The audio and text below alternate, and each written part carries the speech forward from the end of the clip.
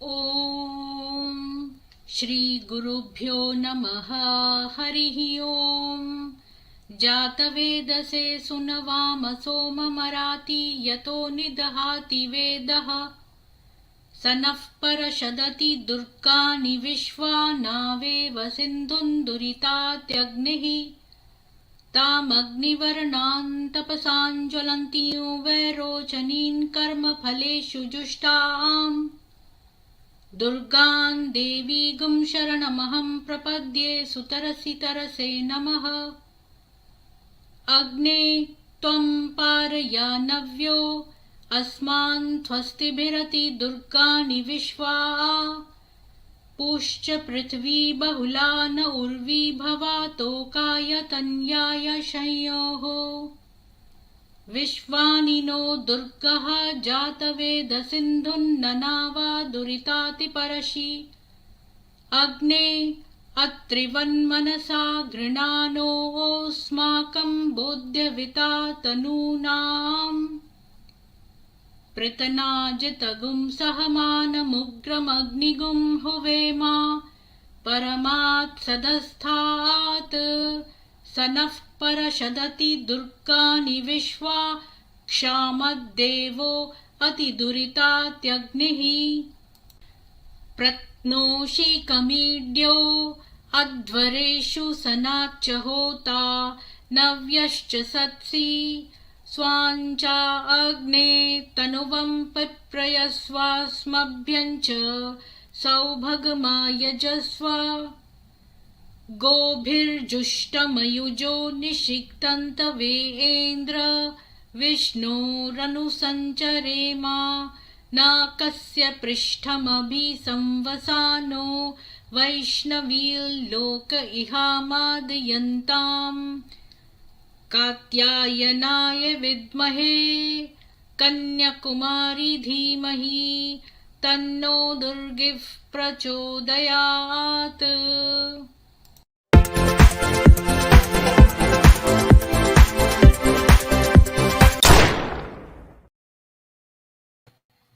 सभी को सुप्रभात और जय मां दुर्गा। आज हम merchants of Mecca the 19 wives of Muhammad unveiled इसमें उनकी तीसरी पत्नी हमने खदीजा को देखा, हमने आयशा के बारे में जाना। अब हम सौदा के बारे में जानेंगे। सौदा अब्दुल रहमान। तो उसका पार्ट 1 करेंगे। इतना लंबा नहीं है तो 2 पार्ट्स में खत्म हो जा सकता है। लेकिन उससे पहले जो है वो मैं न्यूज़ पढ़ूंगी। और जावेद खान जी और बीके पांडे जी, आपको बहुत बहुत साधुवाद।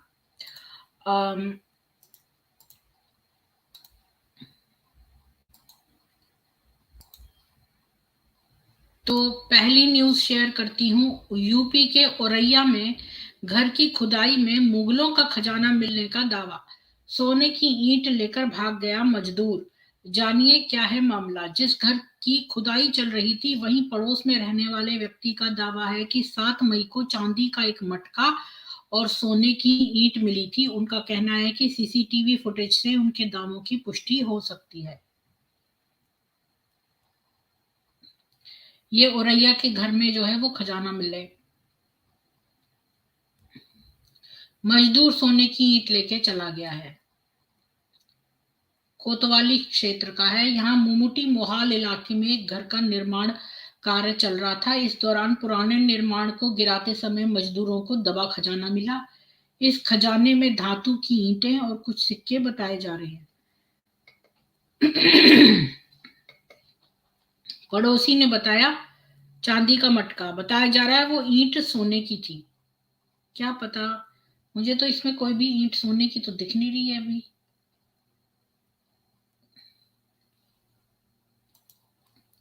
अगली न्यूज है। महिलाओं के बीच में बैठ गया दाढ़ी वाला सवाद और करने लगा हस्त मैथुन।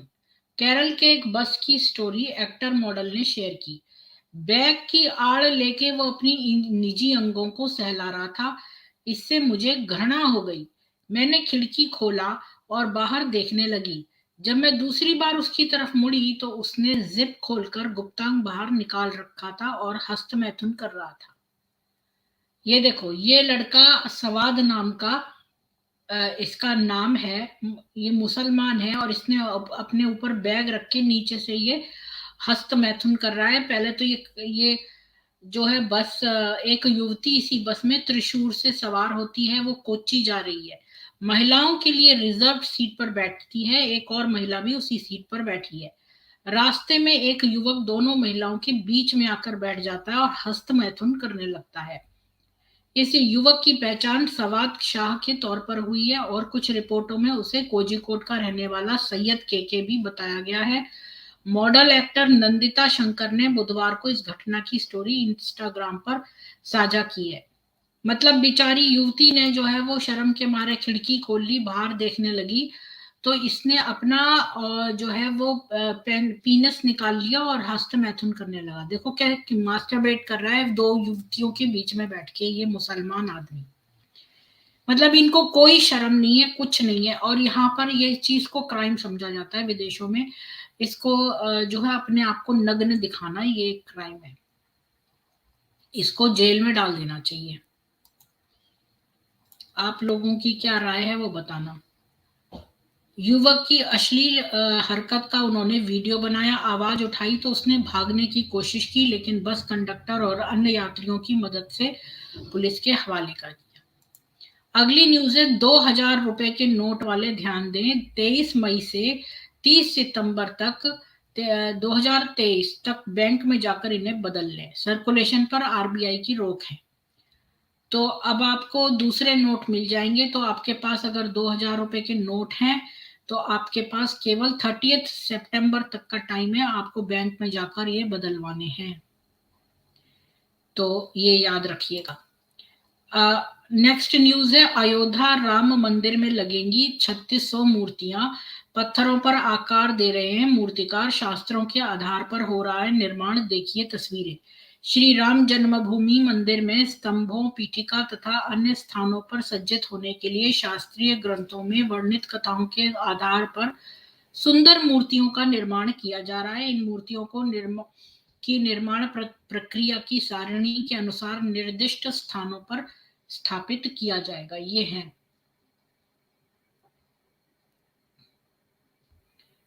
ये मूर्तियां बन रही हैं।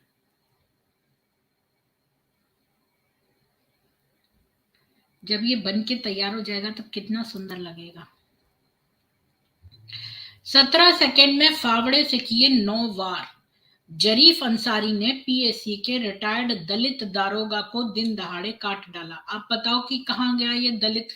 ये बड़ा दलित दलित करते थे ना मुसलमान, तो यहाँ पर तो मुसलमान ही जो है दलित को मार रहे हैं। बेचारा दरोगा था ये दलित, इसको ही काट डाला और इस पर 9 वार किए 17 सेकंड्स के अंदर। हमले का सीसीटीवी देखकर कांप जाएगी आपकी रूह। एक दुकान पर बैठे रिटायर्ड दरोगा पर जरीफ ने अचानक हमला कर दिया था। 17 सेकंड के भीतर वो फावड़े से 9 जानलेवा वार करता दिखाई दे रहा है और रिटायर्ड दारोगा के गिरने के बाद भी वो गर्दन और सिर पर वार करता रहा। यानी वो बेचारा अगर जब गिर गया तो भी वो कर रहा है। ये देखिए, इसका सीसीटीवी फुटेज मिला है। मुजफ्फरनगर में जरीफ अंसारी ने की रिटायर्ड पीएसी दरोगा की हत्या। ये है दरोगा दलित, और ये देखो ये आ गया जरीफ अंसारी, इसकी मर्डर कर रहा है। दारोगा जो है गरीब दास, उस पर फावड़े से ताबड़तोड़ वार करते देखा जा सकता है। ये दिल दहलाने वाला सीसीटीवी है। वो जरीफ अंसारी तब तक हमला करता है जब तक गरीब दास लहूलुहान होकर गिर नहीं पड़ते, और जब वो गिर जाता है तब भी वो गर्दन और सिर पर वार करता रहता है। अगली न्यूज है, 4 मुस्लिम युवक 13 साल की लड़की से चलती कार में कर रहे थे रेप। अब देखो यही तो लो बात है, ये 13 साल की लड़की, इतनी छोटी लड़की से असम पुलिस की पेट्रोलिंग पार्टी ने पकड़ा। इंस्टाग्राम पर रुबेल रहमान से हुई पीड़िता की दोस्ती। देखो इंस्टाग्राम पर इसने दोस्ती कर ली, वहां बुला लिया होगा बच्ची को, और 4 मुसलमानों लड़कों ने इसका रेप करा है। आरोपितों की उम्र 19 से 24 साल के बीच है। सभी धुबरी जिले के रहने वाले हैं। रुबेल और इमरान स्टूडेंट हैं। मोमिनुर ड्राइवर है और अनवर कुछ नहीं करता। पूछताछ के दौरान पता चला कि रुबेल पीड़िता को पहले से जानता था। कुछ महीने पहले ही सोशल मीडिया प्लेटफॉर्म इंस्टाग्राम पर दोस्ती हुई थी। देखो, कुछ महीने पहले दोस्ती हुई तो दोस्तों में बांटने ले आया गैंग रेप करने। तो ये जो आप केरला स्टोरी देखते हो, तो वो जो लड़की थी ना, जो क्रिश्चियन बनी थी, कैथोलिक, जो उसके साथ हुआ था, वो जो गैंग रेप, ये लोग गैंग रेप करते हैं। इनसे तो इंस्टाग्राम वगैरह पे दोस्ती करना, ये वो। और देखो, ये लड़के जो है ना, इनकी कोई दाढ़ी वाड़ी नहीं है, ये तो मूंछे ही रखे हैं। ये मत सोचो कि ये लोग मूंछे नहीं रखते हैं, देखो मूंछे भी रखते हैं। ये लोग हर तरीका इस्तेमाल करते हैं हिंदू लड़कियों के साथ ये करने का। असम में 13 साल की लड़की से चलती कार में गैंग रेप की घटना आई है। आरोपितों की पहचान रुबेल रहमान, इमरान हुसैन, अनवर हुसैन और मोमिनुर रहमान के तौर पर हुई है। शक के आधार पर उसको पकड़ा था और उसकी इंस्टाग्राम पे दोस्ती हुई थी।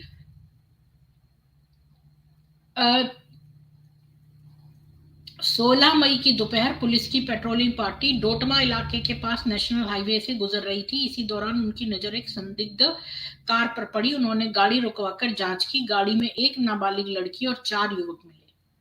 और पूछताछ के दौरान नाबालिग लड़की ने बताया कि कार में उसके साथ 4 युवकों ने बारी बारी बलात्कार किया। वो तो वो तो पुलिस ने देख लिया, वरना तो ये उसको हत्या भी कर देते इसके बाद। अगली न्यूज है, जानवापी में 128 फीट ऊंचा था आदि विश्वेश्वर का मंदिर। 8 फीट का शिखर और 8 मंडप थे। जानिए औरंगजेब के तोड़ने से पहले कैसा दिखता था।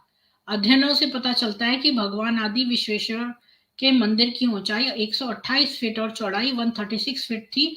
3 मंजिला मंदिर में 8 फीट ऊंचा शिखर था। मंदिर में 8 मंडप थे। पश्चिम दिशा में स्थित श्रृंगार मंडप के पास प्रवेश द्वार था। उत्तर दिशा में नंदी विराजमान थे।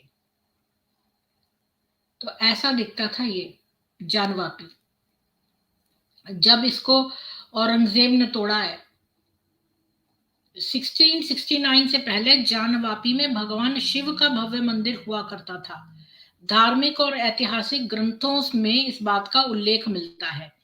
बनारस के इतिहास में दिलचस्पी रखने वाले इतिहासकार A.S.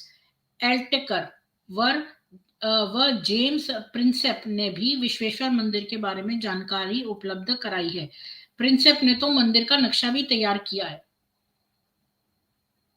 तो ये पूरे नक्शे से पता चलता है इतना ऊंचा उसमें वो था। औरंगजेब 18 अप्रैल 1669 को औरंगजेब ने एक फरमान जारी करके काशी विश्वनाथ मंदिर ध्वस्त करने का आदेश दिया था। यह फरमान एशियाटिक लाइब्रेरी कोलकाता में आज भी सुरक्षित है। इस समय के लेखक साकी मुस्तईद खां द्वारा लिखित मासीदे आलमगिरी में इस ध्वंस का वर्णन है। मासीदे आलमगिरी 2 सितंबर 1669 को औरंगजेब को मंदिर तोड़ने का कार्य पूरा होने की सूचना दी गई थी। 1779 से 80 में इंदौर की महारानी अहिल्याबाई द्वारा इस मंदिर का जीर्णोद्धार कराया गया था। अहिल्याबाई होलकर ने इसी परिसर में विश्वनाथ मंदिर बनवाया, जिस पर पंजाब के महाराणा रणजीत सिंह ने सोने का छत्र बनवाया। ग्वालियर की महारानी बैजाबाई ने मंडप बनवाया और महाराजा नेपाल ने वहां विशाल नंदी प्रतिमा स्थापित कराई। नंदी प्रतिमा का मुख उल्टा होने का रहस्य यही है कि पहले मंदिर जहां थी वहां मस्जिद बना ली गई, इसलिए नंदी का सिर उलट गया। अगली न्यूज है, त्र्यंबकेश्वर मंदिर को तोड़कर औरंगजेब ने बना दिया था मस्जिद। मराठों ने अपने पराक्रम से किया जीर्णोद्धार। जानिए नासिक के ज्योतिर्लिंग का इतिहास। अन्य ऐतिहासिक रिकॉर्ड बताते हैं कि मंदिर का निर्माण 3 वर्षों यानी 1751 से 1754 तक चला था। अर्थात छत्रपति राजा राम के शासनकाल में बालाजी बाजीराव भट्ट उर्फ नाना साहब पेशवा के नेतृत्व में मराठों ने कार सेवा की थी। मंदिर का पुनर्निर्माण बेसाल्ट पत्थर से कराया गया था। ये मंदिर आज भी इसी स्वरूप में है। ये त्र्यंबकेश्वर का ज्योतिर्लिंग मंदिर है और ये महाराष्ट्र के नासिक में स्थित है। और तो 13 मई की रात करीब 9:15 बजे मुस्लिमों का एक समूह दाखिल होने की कोशिश करता है। त्र्यंबकेश्वर शिवलिंग भगवान शिव के 12 ज्योतिर्लिंगों में से है। हिंदू परंपरा के अनुसार इस मंदिर में सिर्फ हिंदुओं को प्रवेश और पूजा का अधिकार है। जिन मुसलमानों ने मंदिर के परिसर में प्रवेश करने की कोशिश की, वो लोग गर्भगृह के अंदर शिवलिंग पर चादर चढ़ाना चाहते थे। बाद में मुस्लिम पक्ष की तरफ से बयान आया कि वे महादेव को धूप का धुआं पेश कर रहे थे। जब तुम अपने वहां पर किसी को जाने नहीं देते हो, अभी जो मक्का में रोड्स के ऊपर ही लिखा हुआ है कि भाई जो काफिर हैं वो इस तरफ को जाएंगे रास्ता और मुसलमान केवल इस तरफ जाएंगे, तो इनकी हिम्मत कैसे होती है कि ये हमारे मंदिरों में धूप चढ़ाने आ गए, ये चढ़ाने आ गए? इनको परमिशन कैसे मिले? क्यों आना चाहते हैं?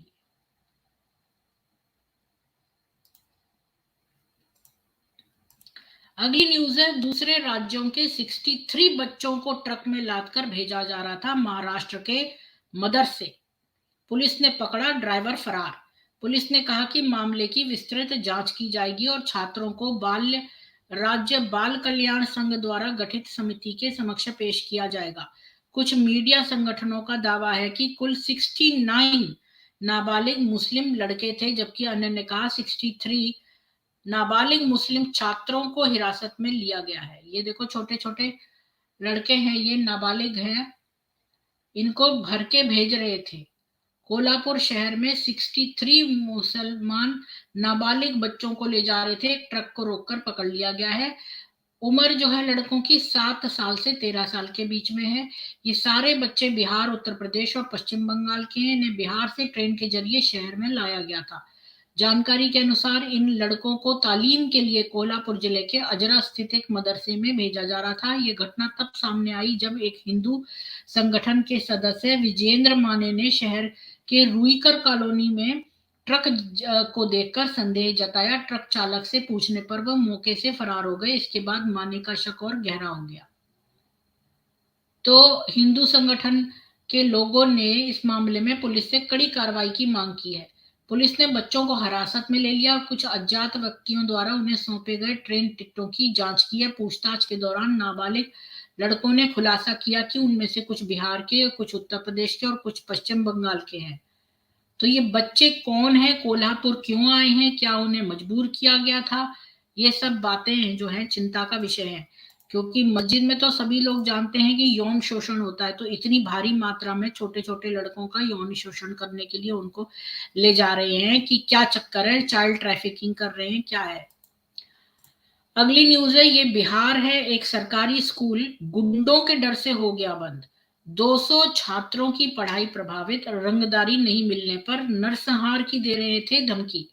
सरकारी स्कूल के प्रिंसिपल के अनुसार स्थानीय बाहुबली और उनके गुर्गे रंगदारी मांगते हैं।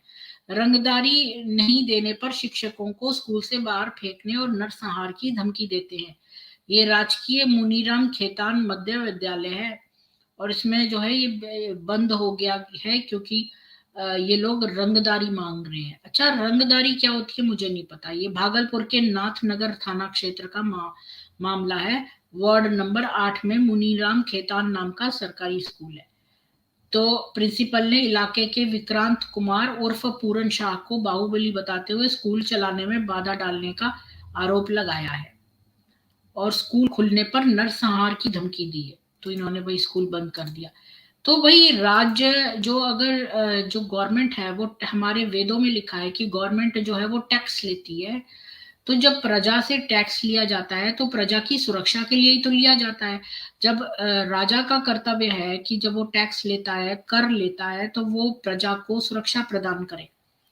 तो आजकल के जमाने में राजा जो है वो प्रधानमंत्री है, तो ये प्रधानमंत्री का कर्तव्य है कि हर राज्य में जो है वो सुरक्षा मेंटेन हो, जो वहां का सीएम है या जो भी है, तो उनका कर्तव्य है, क्योंकि वो टैक्स लेते हैं सिटीजन से, तो उनकी सुरक्षा करवानी चाहिए।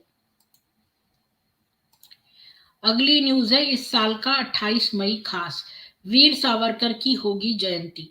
तो याद रखिएगा, 28 मई को वीर सावरकर की जयंती है। राष्ट्र को नया संसद भवन समर्पित करेंगे पीएम मोदी। जानिए इसके बारे में सब कुछ। नए भवन में लोकसभा के 888 और राज्यसभा के 384 सदस्यों की व्यवस्था है। लोकसभा चेंबर में ही दोनों सदनों का संयुक्त सत्र भी होगा। नए संसद भवन में अत्याधुनिक तकनीक वाले उपकरण लगाए गए हैं। इसके साथ यहाँ सुरक्षा में तैनात मार्शलों की ड्रेस भी अब दूसरी होगी। अगली न्यूज है, रूस के एंटोन एंड्रीव जो हैं वो बने हिंदू। आपने देखा होगा बड़ी सारी फेसबुक पोस्ट आती हैं, फलाना जना जो है इस्लामी बन गया ये। तो यहाँ देखिए, रूस के एंटोन एंड्रीव जो है वो हिंदू बन गए हैं। कुंडलिनी जागरण और अनुष्ठान के बाद नाम मिला अनंतानंद। काशी के इस मठ में 80 देशों के 15,000 लोग ले चुके हैं दीक्षा। 25 अप्रैल 2023 को एंटोन अपनी इच्छा लिए पंडित आशापति शास्त्री के पास पहुंचे। यहाँ उन्होंने कुंडलिनी जागृत करने की शिक्षा ली। 10 दिनों के अभ्यास और 5 दिनों के स्वतंत्र ध्यान के दौरान एंड्रीव ने मां तारा शक्ति का ध्यान किया। तो ये रशियन है और ये बन गए हैं हिंदू, अनंतानंद। बस न्यूज इतनी ही थी आज की।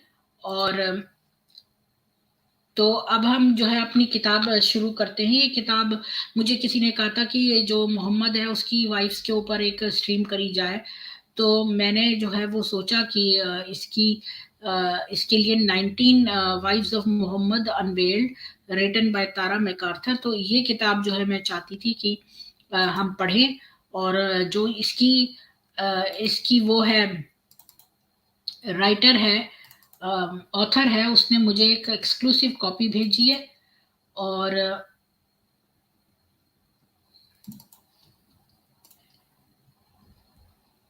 कुछ चीजें उसको अपडेट करनी थी, पर मैंने कहा नहीं, मतलब मैं तो अभी से ही पढ़ना चाहती हूँ इस किताब को और अपने ऑडियंस को पढ़ाना चाहती हूँ हिंदी में।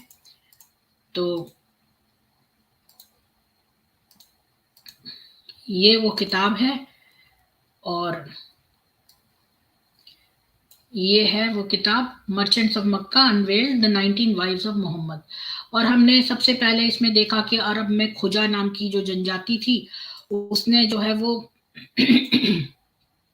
टेक ओवर कर लिया जो मक्का में मंदिर था, जो जिसका आधिपत्य मंदिर के ऊपर था वही असली जो है मक्का उसके कंट्रोल में थी। तो खुजा नाम की जनजाति को कुरैश नाम की कबीले ने डिफीट कर दिया और मक्का पर अपना आधिपत्य कर लिया। और हमने ये देखा कि खदीजा नाम की जो युवती थी वो उसका बाप तो नशैलची था, लेकिन उसकी माँ जो थी वो बहुत ही आधुनिक कबीले से आती थी और इसलिए वो वहां पर विमेन अपना हस्बैंड खुद चूज करती थी।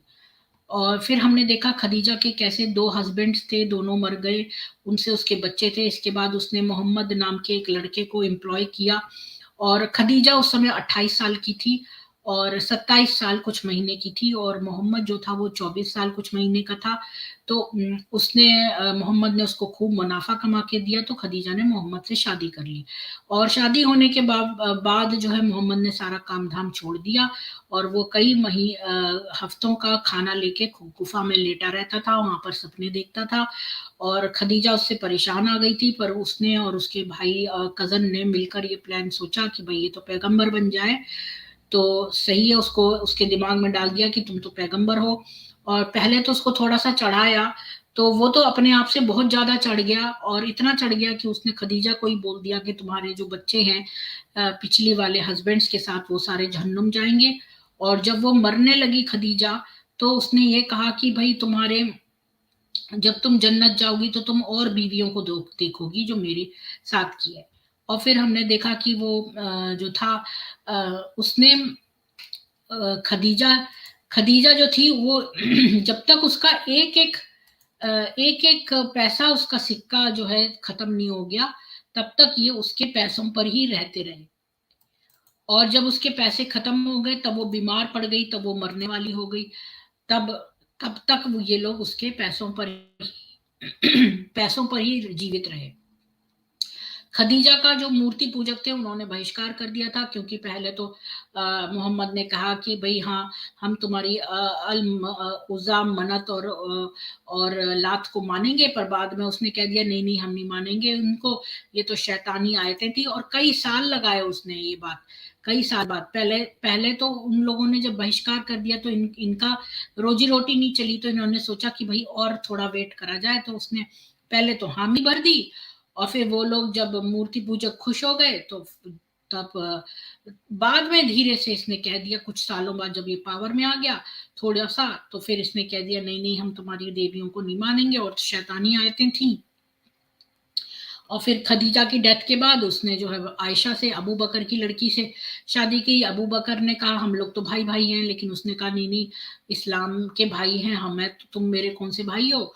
और फिर हमने देखा 6 साल की जो बच्ची है उसने शादी कर लिया आयशा ने, आयशा से शादी हो गई। और मोहम्मद ने कहा कि मुझे ऐसे फरिश्ता आया था 2 बार, एक बार जो है वो मुझे आयशा को दिखाया उसने और गोदी में, और उसकी शक्ल मैंने देखी ये आयशा है, और एक बार वो हरे कपड़े, सिल्क के कपड़े में उसका चित्र अंकित था। तो ये सब, तो इसके बाद जो है आयशा से जब शादी हो गई तो कैसे मैंने आपको दिखाया मस्जिद में का की तरफ खुलता था, तो आयशा बेचारी घर में बंद होकर रह गई, क्योंकि वो कमरे से बाहर ही निकल नहीं सकती थी। कमरे से बाहर निकलते ही जो है लोग लोग जो थे सामने ही पड़ जाते थे। तो किस तरह मोहम्मद जो है सारी बीवियां एक एक करके बढ़ाता रहा। और फिर हमने हार खोने का किस्सा भी देखा कि कैसे हार खो गया था, और आयशा एक रेगिस्तान में जो है एक रात जो है रह गई थी। कार वो इतनी हल्की थी कि कारवां जो है डो उठा के ले गए, और उनको पता ही नहीं चला कि वो है ही नहीं उसमें। और फिर कैसे साफवान नाम के एक आदमी ने उसकी हेल्प करी और उसके कैंप तक उसको पहुंचाया। लेकिन जो है फिर उसने मोहम्मद ने साफवान को भी मरवा दिया। और फिर हमने देखा डोमेस्टिक वायलेंस में भी मोहम्मद ने आयशा को मारा था। और मोहम्मद के पास केसेस आते थे विमेन के डोमेस्टिक वायलेंस के, तो वो कुछ नहीं कहता था। इनफैक्ट उसने तो एक ये भी आयत दी थी कि कोई कितना भी मारे तो उस आदमी से पूछो ही मत। और उसने इसके अलावा विमेन को, आयशा ने खुद कहा कि विमेन को जो है उसने कुत्तों और गधों के बराबर कर दिया है।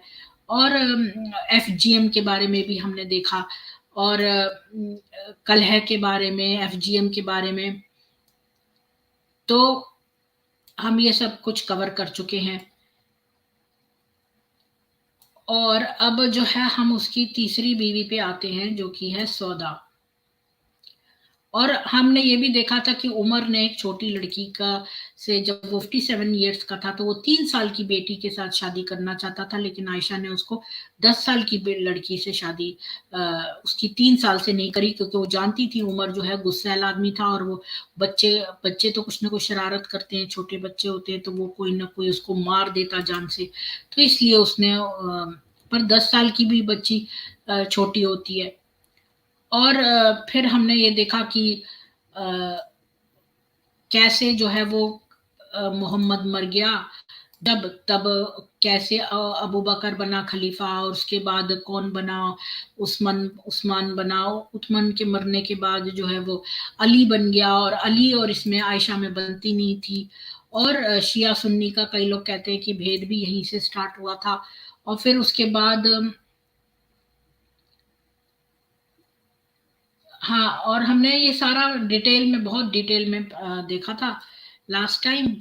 मैंने आपको थोड़ा सा फिर से ब्रश अप कर दिया है सारा, चीजें तो मैं बता नहीं सकती इतने कम टाइम में। तो कैसे भ्रष्टाचार था वहां पर, और बाद में जब ये थी आयशा, ये बिल्कुल ही फ्री हो गई थी, ये किसी से बिना पूछे ही हज पर चली जाती थी, इसको कोई भी वो नहीं था।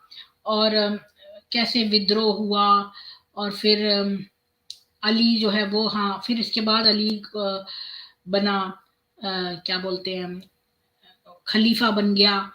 और हाउस अरेस्ट में हो गई थी आयशा। फिर मुआविया जो है वो बन गया। फिर मुआविया जो था वो अली का दुश्मन था। तो आप देखो, एक के बाद एक खलीफा को मारा गया है, ऐसे ही नहीं मर गए ये लोग, इनको मारा गया है। और फिर इसके बाद मुआविया, फिर हमने आयशा की मृत्यु का भी देखा कि वो कितने साल की थी, 64 की करीब थी ना जब उसकी मौत हुई थी। फिर हमने देखा कि आयशा के शादी करने के कौन से कारण हो सकते हैं, तो इनकी सारी जो मुसलमान जो भी रीजनिंग देते हैं, वो सारे रीजंस को हमने जो है डिबंक किया था लास्ट टाइम। और बाल विवाह, बहु विवाह, व्यभिचार, एफजीएम, और डोमेस्टिक वायलेंस, फाइट, और इस्लामिक सिद्धांत, ये सारे हमने देखे थे। आज हम शुरू करते हैं सौदा। सौदा उम्म अब्दुल रहमान, कुरैश के अमीर इब्न लुए का सौदा बिन्त जमा, सी 581 से 674 तक।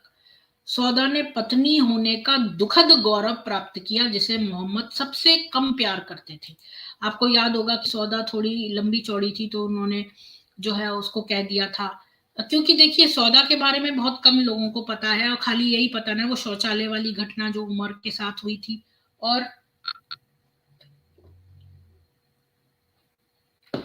ये वाली कि सौदा जो थी वो एक बार जब वो सौदा को डाइवोर्स करने वाला था, तो उसने कहा भाई मेरा टाइम जो है आयशा को दे दो, याद है? बस यही दो हमें घटनाएं पता हैं, अब हम जानेंगे। और तो सौदा ने पत्नी होने का दुखद गौरव प्राप्त किया जिसे मोहम्मद सबसे कम प्यार करते थे। उसकी कहानी इस बात की एक मिसाल कायम करती है कि एक मुस्लिम पति को अपनी पत्नी के साथ कैसा व्यवहार करना चाहिए जिससे उसका मोह भंग हो जाता है। आयशा के अनुसार सौदा मोहम्मद की तीसरी पत्नी थी। आयशा के पास ये दावा करने के अपने कारण थे, लेकिन वास्तव में सौदा वो पत्नी थी जिससे मोहम्मद ने दूसरी शादी की थी। खदीजा की मौत के फौरन ही बाद जो है उसने कर ली थी। अच्छा, अब सौदा का बैकग्राउंड देखते हैं कि सौदा जो थी वो मक्का की कम कुलीनता से थी, आरामदायक और सम्मानित, लेकिन किसी भी मतलब उसके आरामदायक जीवन था, उसके माँ बाप के संग और सम्मानित जीवन था, लेकिन किसी भी तरह से उच्च अभिजात वर्ग का नहीं था। उसके पिता के चचेरे भाई सुहेल कुरैश बुजुर्गों में से एक थे जिन्हें काबा में तीर्थ यात्रियों को भोजन बेचने का अधिकार था, लेकिन मक्का के प्रमुखों में उनके परिवार के किसी अन्य सदस्य का नाम नहीं है। उनके पिता जमा इब्न कैस थे। खदीजा की मां, एक मिनट,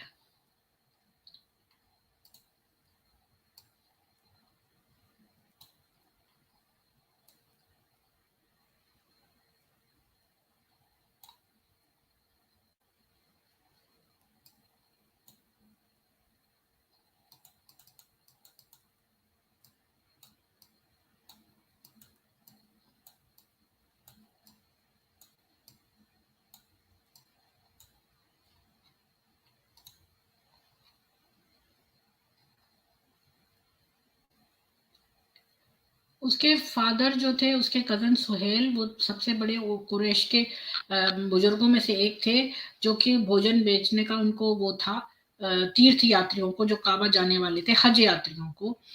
पर और कोई मेंबर उनका चीफ नहीं बना मक्का का। उसका पिता जो था जमा इब्न कैस, वो उसी कबीले का था जिससे खदीजा की माँ थी। आपको याद होगा कि खदीजा की माँ जो थी ना, वो एक बहुत ही ऐसे कबीले से थी जो कि बड़ा फॉरवर्ड था। अमीर इब्न लोए उसका कबीला। सौदा की मां का नाम था शमस बिन्त कैस, वो मदीना से थी, और वो खजराज ट्राइब से थी, खजराज कबीले से थी, और पहली कजन थी मोहम्मद के ग्रैंडफादर की। मदीना की जो महिलाएं थी वो काफी फॉरवर्ड होती थी, और मक्की, जैसे कि मक्की और मदनी आयतें है ना, ऐसी मक्की और मदनी महिलाएं भी थी। मतलब मदनी जो थी ना, वो काफी विमेन पावरफुल थी और इंडिपेंडेंट टाइप की थी। मक्किन मक्किन औरतें जो थी वो ज्यादा अपने हस्बैंड से सबमिसिव थी, लेकिन मक्की वाली मदीने वाली जो थी वो बड़ी तेज थी। वो तेज थी जैसे कि ये खदीजा है, उस तरह की थी।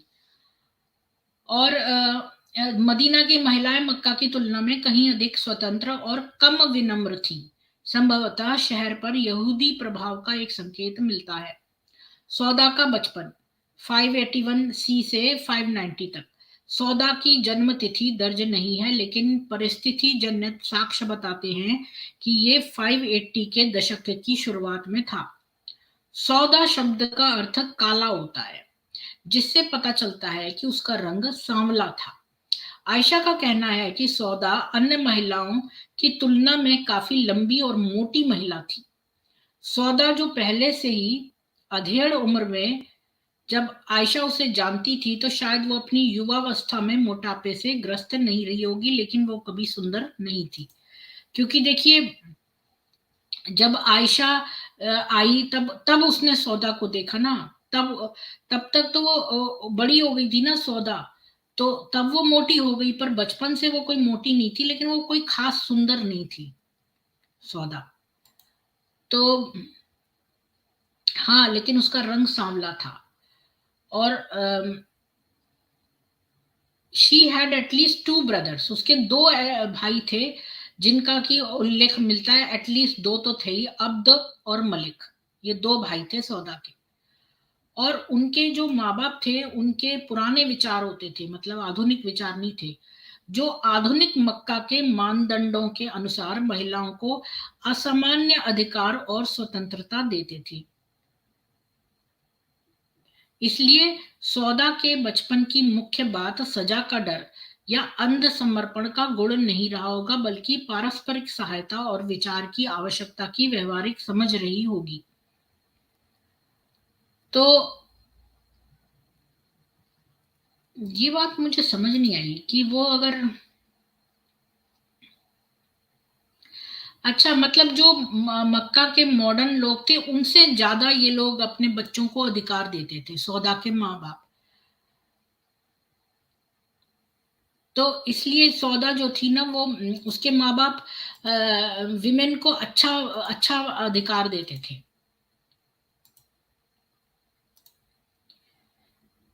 तो लेकिन सौदा जो है ना, बचपन से कोई डरने वाली लड़की नहीं थी, ना ही अंधेपन में जैसे हस्बैंड को करना है, मतलब ऐसी इस टाइप का अंध प्यार नहीं था उसका। बल्कि वो बड़ी समझदार लड़की, युवती थी, जो दूसरों की बड़ी हेल्प करती थी। और सारे एविडेंस सजेस्ट करते हैं कि सौदा एक बहुत ही हेल्पफुल और कोऑपरेटिव पर्सन थी, जो कि हर वक्त लोगों को प्लीज करने में रहती थी कि भाई इसको भी, हर किसी का, हाँ, लोगों को खुश करें, इस बात पर ज्यादा प्राथमिकता देती थी। सौदा की बौद्धिक क्षमता निश्चित रूप से औसत थी, लेकिन उनके पास बहुत सारे व्यवहारिक कौशल थे। उसने एक बार याद किया कि हमारी एक भेड़ मर गई और हमने उसकी खाल पर रंग लगाया, और जब तक वो खत्म नहीं हो गया तब तक उसमें मिलावट करना जारी रहा। इस घरेलू घटना की कोई तारीख नहीं है, लेकिन ये स्थापित करता है कि सौदा को पता था कि कैसे टैन करना है एक भेड़ की खाल, उसे एक कटोरे या घड़े में कैसे ढालना है, और खजूर और अंगूर के टिंचर को कैसे बनाना है। वो इत्र भी बना सकती थी, उस समाज में एक आवश्यक वस्तु जहां बाथरूम की सुविधा सीमित थी और लोग हर दिन देवताओं को धूप जलाते थे। तो ये सौदा जो है ना, इसके अंदर कुछ कुछ कलाएं थी, क्योंकि इसको इत्र बनाना आता था, इसको चमड़े की टैनिंग करना आता था। ये सारे कार्य में वो बड़ी वो थी, दक्ष थी। पहली शादी 590 से 619 तक। सामान्य रीति के अनुसार सौदा ने एक चचेरे भाई से शादी की, अल सकरान इब्न अमरू। प्रभावशाली सुहेल का भाई था, जिसे सुखद दिखने वाले लंबे गोरे सुंदर आदमी के रूप में वर्णित किया गया है। हम नहीं जानते कि अल सकरान अपने भाई की तरह दिखता था या नहीं, और वह ऐसा नहीं लगता अपने आप में एक प्रमुख व्यक्ति होने के लिए, मतलब ऐसा नहीं लगता। तकनीकी रूप से वो उसके पिता का चचेरा भाई था, इसलिए वो शायद एक वृद्ध व्यक्ति था, लेकिन ये निश्चित बात नहीं है। तो उसके पिता का चचेरा भाई था। उनकी शादी को 20 साल से ज्यादा हो गए होंगे। जहां तक हम जानते हैं, सौदा अल सकरन की एकमात्र पत्नी थी। तो अल सकरन से उसकी शादी हुई थी,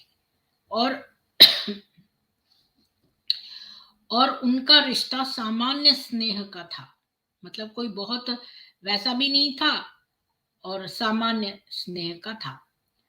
तो मैं आप लोगों को उसका, सौदा का अब एक चार्ट दिखा रही हूँ, उसकी फैमिली ट्री। जैसा कि हमने खदीजा का देखा, आयशा का देखा, खदीजा के सारे हस्बैंड्स के साथ देखा, अब हम देखते हैं सौदा का। सॉरी, ये क्या निकल आया, Okay.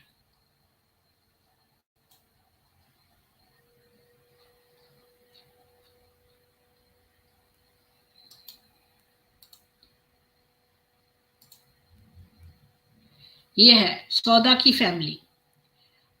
आप लोगों को दिख रहा है क्या? हाँ, देखो सौदा की फैमिली में अब्दीवाद ibn Nasr of Amir ibn Luayy of Quraysh in Mecca. तो इसका जो है वो इसके 3 बेटे हैं, अमरू, कैस और वकदान। और अमरू के बेटे हैं सुहेल, हातिब और सालित। और कैस का बेटा के है जमा, और वकदान का अमरू, और अमरू का अमरा, और सुहेल की साहला, उम्म कुलथुम और अब्दुल्ला। अच्छा, इसके सुहेल, हातिब, सालित और अल सकरान भी हैं। और कैस के जो है जमा के साथ सौदा और अल सकरान की शादी हुई है, यानी कि इसके पिता के भाई के बेटे से। तो इनका बेटा हुआ है अब्दुल रहमान। तो सौदा की अल सकरान से पहली शादी हुई है, तो यहां से आपको दिख रहा है। और सौदा के 2 भाई भी थे, अब्द और मलिक, ये तो हमने पहले ही देख लिया। और ये कॉन्कुबाइन थी जिससे बेटा हुआ है जमा। एनीवेज, तो ये है सौदा का जो है फैमिली ट्री। उनका एक बेटा था जो बाद के जीवन में आधिकारिक रूप से अब्दुल्ला या अब्दुल रहमान के इस्लामी नाम से जाना जाता था। तथ्य यह है कि लोग याद नहीं कर सके, जो दृढ़ता से सुझाव देता है कि उसका मूल नाम कुछ और था, और इसके अलावा यह मूल नाम अनौपचारिक रूप से उपयोग करना जारी रखा। यह शर्मनाक मूर्ति पूजक नाम शायद उनके परदादा के नाम पर अब्द शाम्स था, या उनके पिता के बाद अब्दविद था। तो ये मूर्ति पूजकों के नाम होते थे। तो ये मैं देखूं अब्द शाम्स कहाँ पे लिखा है। हाँ, अब्द शाम्स यही तो है। सौदा का फैमिली स्टार्ट हो रही है अब्दिवाद इब्न नासर, उसका बेटा अब्द शाम्स। तो ये अब्द शाम्स जो नाम है, अब्द का मतलब टू बेटा ऑफ, तो अब्द का मतलब तो स्लेव ऑफ होता है। और ये सारे जो मूर्तियां थी इनके नाम होते थे हुबल, शम्स, तो इनका स्लेव, यानी कि तो ये मूर्ति पूजकों का नाम था, जो कि इन लोगों को, मुसलमानों को अच्छा नहीं लगता था, तो ये नाम नहीं लेना चाहते हैं उसका। वड प्रेम और मित्रता के, वड जो थे वो प्रेम और मित्रता के चंद्रमा देवता थे, जबकि सूर्य देवता शम्स। अच्छा, यही तो मूर्ति पूजक किनकी पूजा करते हैं ना, उन देवी देवताओं के नाम होते थे। तो ये जो वड नाम था वो मून गॉड का था, जो कि लव और फ्रेंडशिप का देवता था। शम्स जो था वो सूर्य देवता का नाम था, और वो एसोसिएटेड है जस्टिस, विजडम और विक्ट्री से। ठीक है। किसी भी देवता के बड़े पंथ अनुयायी नहीं थे, लेकिन वे सौदा के कबीले की घरेलू मूर्तियां थी, शायद उसके परिवार की प्राथमिकताओं का प्रतिनिधित्व करते हुए। अच्छा, अब इस्लाम में रूपांतरण सी 614 से 616 के बीच। सौदा के परिवार में इस्लाम का प्रवेश बहुत पहले हो गया था। अबू बकर ने अल सकरान के 2 भाइयों, अल सकरान कौन था? सौदा का हस्बैंड, उसके 2 भाइयों को भी प्रभावित किया। वो शायद 614 में था। शायद ये भाइयों के प्रभाव में था कि सौदा और अल सकरान ने भी अपने विश्वास की, यानी फेथ की घोषणा की, और उन्होंने अपनी बारी में सौदा के भाई मलिक और उनकी पत्नी के धर्म परिवर्तन को प्रभावित किया होगा। शुरुआती धर्मांतरित लोगों में से कुछ ने ठीक ठीक स्पष्ट किया है कि इस्लाम ने उन्हें क्यों आकर्षित किया। ऐसा प्रतीत नहीं होता कि सौदा अल्लाह की एकता के बारे में दार्शनिक तर्कों से या एक नए नैतिक आदेश के आह्वान से आश्वस्त होने का प्रकार है। इसके विपरीत सौदा के बाद के कारनामों से यह आभास होता है कि उसने अमूर्त विचारों को अपनी समझ पर ज्यादा प्रभाव डाले बिना अपने चारों ओर बहने दिया।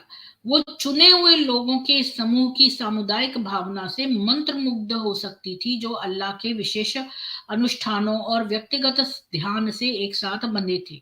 या शायद वह मोहम्मद के स्वर्ग के दर्शन से, यानी जो जन्नत के दर्शन से प्रेरित थी, या नरक जहन्नुम के बारे में उनकी चेतावनियों से भयभीत थी। तो ये उसके चरित्र में था, तो उसने इस्लाम कबूल लिया। अब ये नहीं पता कि एग्जैक्टली सौदा ने इस्लाम क्यों कबूला था, या तो जन्नत की वजह से कि जन्नत का जो विवरण मोहम्मद ने दिया था उसके बारे में, या जहन्नुम में जो आग है उसके डर के मारे से, पर उसने इस्लाम कबूल कर लिया। और जो उनके दूसरे भाई थे उनको भी कबूलवा दिया, उसकी पत्नी को भी।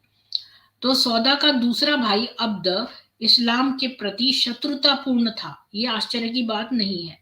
614 से 616 की अवधि में मुसलमान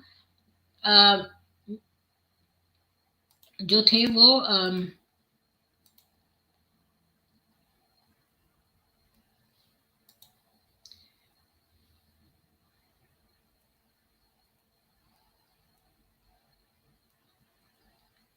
वर कॉन्स्टेंटली एसोसिएटेड विद ट्रबल। वो मतलब उनके साथ कुछ ना कुछ मुसीबतें लगी ही रहती थी, मुसलमानों के साथ उपद्रव लगा ही रहता था।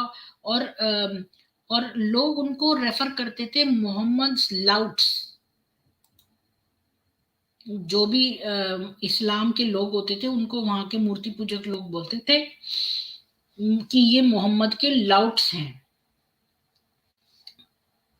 मोहम्मद के हाथ है, मतलब इस तरह। शायद अब्द को इस बात पर भ्रम हो गया था कि उसके भाई बहन ऐसे पतित लोगों के साथ क्यों जुड़ेंगे। अल सकरान के भाई सुहेल ने स्पष्ट रूप से इसी तरह के विचार रखे, जिसने उनके तीनों बच्चों को इस्लाम में परिवर्तित होने से नहीं रोका। हालांकि सौदा के पिता जमा ने इस मामले पर कोई मजबूत भावना, कोई अपना स्ट्रॉन्ग ओपिनियन व्यक्त नहीं किया। शायद उन्होंने माना कि मुसलमान विभिन्न प्रकार के होते हैं। सौदा खुद कभी भी किसी भी तरह की परेशानी में शामिल नहीं थी, और कई पेगन समूह द्वारा व्यक्तियों को न्याय न करने के बारे में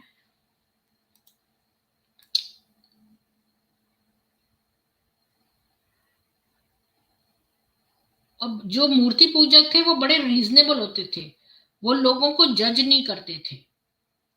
सौदा भी किसी उपद्रव में नहीं पड़ी, और जो वहां के मूर्ति पूजक थे वो किसी को जज नहीं करते थे। और सौदा के अपने बड़े अच्छे टर्म्स थे अपने पिता के साथ। अब अगला टॉपिक आता है फ्लाइट टू एबिसीनिया। तो एबिसीनिया के लिए उड़ान 616 से 619 तक।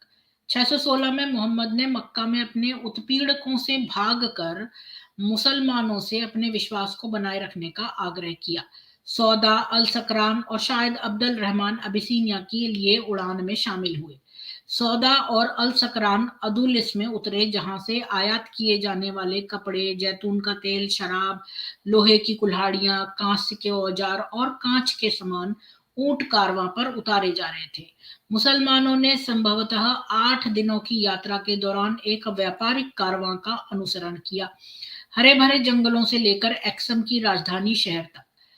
प्राचीन कब्रों को चिन्हित करने वाले विशाल ग्रेनाइट ओबिलिस्क को पार करने के बाद वे सम्राट के महान चौकोर कटे हुए पत्थर के महल में पहुंचे, जो फारस या बेजेंटिन में देखे गए किसी भी महल से बड़ा था।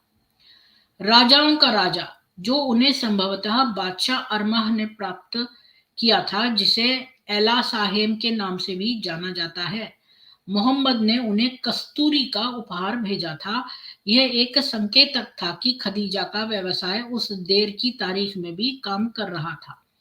सम्राट, जिसकी धार्मिकता के लिए प्रशंसा की गई थी, शरण चाहने वालों को अपनी सुरक्षा का वादा किया और सुदूर उत्तर में पहाड़ी टाइग्रे क्षेत्र में बसाया। तो अब यहाँ से चले गए थे मक्का छोड़कर, तो वहां का जो सम्राट था उसने बड़ी अच्छी शरण दे दी मोहम्मद को, साथियों को, और मुसलमानों ने अपने नए गांव को नेगाश कहा।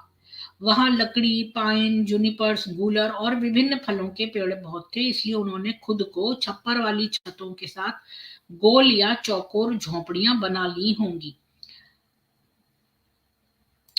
तो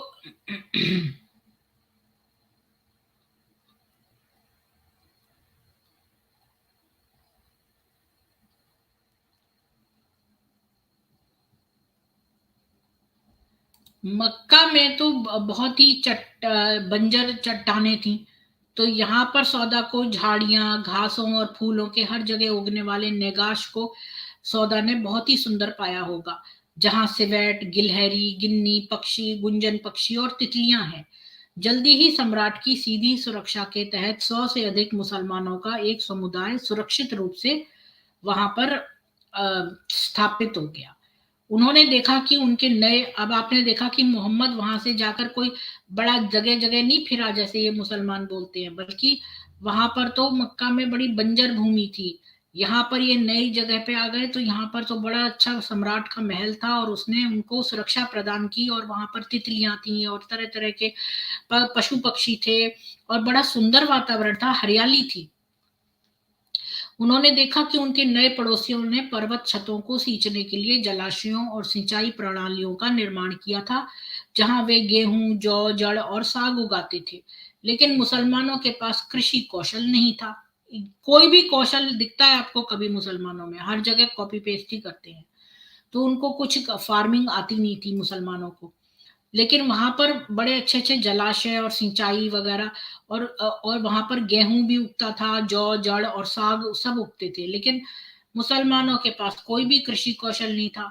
अन्य लोग हाथियों और गैंडों का शिकार करके या मिट्टी के बर्तनों, लकड़ी की नक्काशी और चिनाई जैसे शिल्पों द्वारा अपना गुजारा करते थे। हालांकि ये कृषि या शिल्प की बजाय व्यापार था जिसने अबिसीनिया की संपत्ति का निर्माण किया था। निर्यात में हाथी दांत, गैंडे के सींग, कछुआ शामिल थे। गोले, शतुरमुर्ग के पंख, खाल, छर्रों, सोना, जवाहरात, मोती, गेहूं, जौ, नमक, मसाले, लोबान, लोबान, कस्तूरी, सुगंधित लकड़ी, रंग, जीवित विदेशी जानवर, शेर, तेंदुआ, जिराफ, जेब्रा, वानर, बंदर और तोते, और दास यानी कि गुलाम। फिर भी हालांकि एबिसीनियन भेड़ और बकरियों के साथ लंबे सींग वाले मवेशियों को पालते थे। चमड़े को इतना अधिक बेशकीमती बनाया गया था कि मांग अभी भी आपूर्ति से अधिक थी, यानी सप्लाई चेन में डिमांड बहुत थी। सौदा और उसके दोस्तों ने आला को पहचान लिया। वे चमड़े का कारखाना स्थापित करने, खाल खरीदने और संसाधित करने में सक्षम थे और अपने चमड़े को अबिसीनिया के व्यापारियों को बेच देते थे। सौदा और अल सकरम को जल्दी ही पर्याप्त जीवन सुरक्षा और एक अच्छा बाजार मिल गया। जबकि मक्का में मुस्लिम दासों को सताया जा रहा था और हाशिम को पहाड़ की घाटियों में अवरुद्ध किया जा रहा था, अबिसीनिया में मुस्लिम समुदाय आराम से रह रहा था और बड़ी अच्छी सुरक्षा और सबसे अच्छी स्थिति में, उसके लिए कोई भी उत्पीड़न नहीं था। तो ऐसा नहीं है कि मोहम्मद वहां से निकल गया तो बड़ी जगह भटक के बड़ा परेशान हो रहा है, बल्कि मक्का से अच्छी जगह पे पहुंच गया एबिसीनिया में, जहां पे हरियाली थी और बहुत तरह के जानवर, और वहां के सम्राट ने उन लोगों को सुरक्षा प्रदान की थी।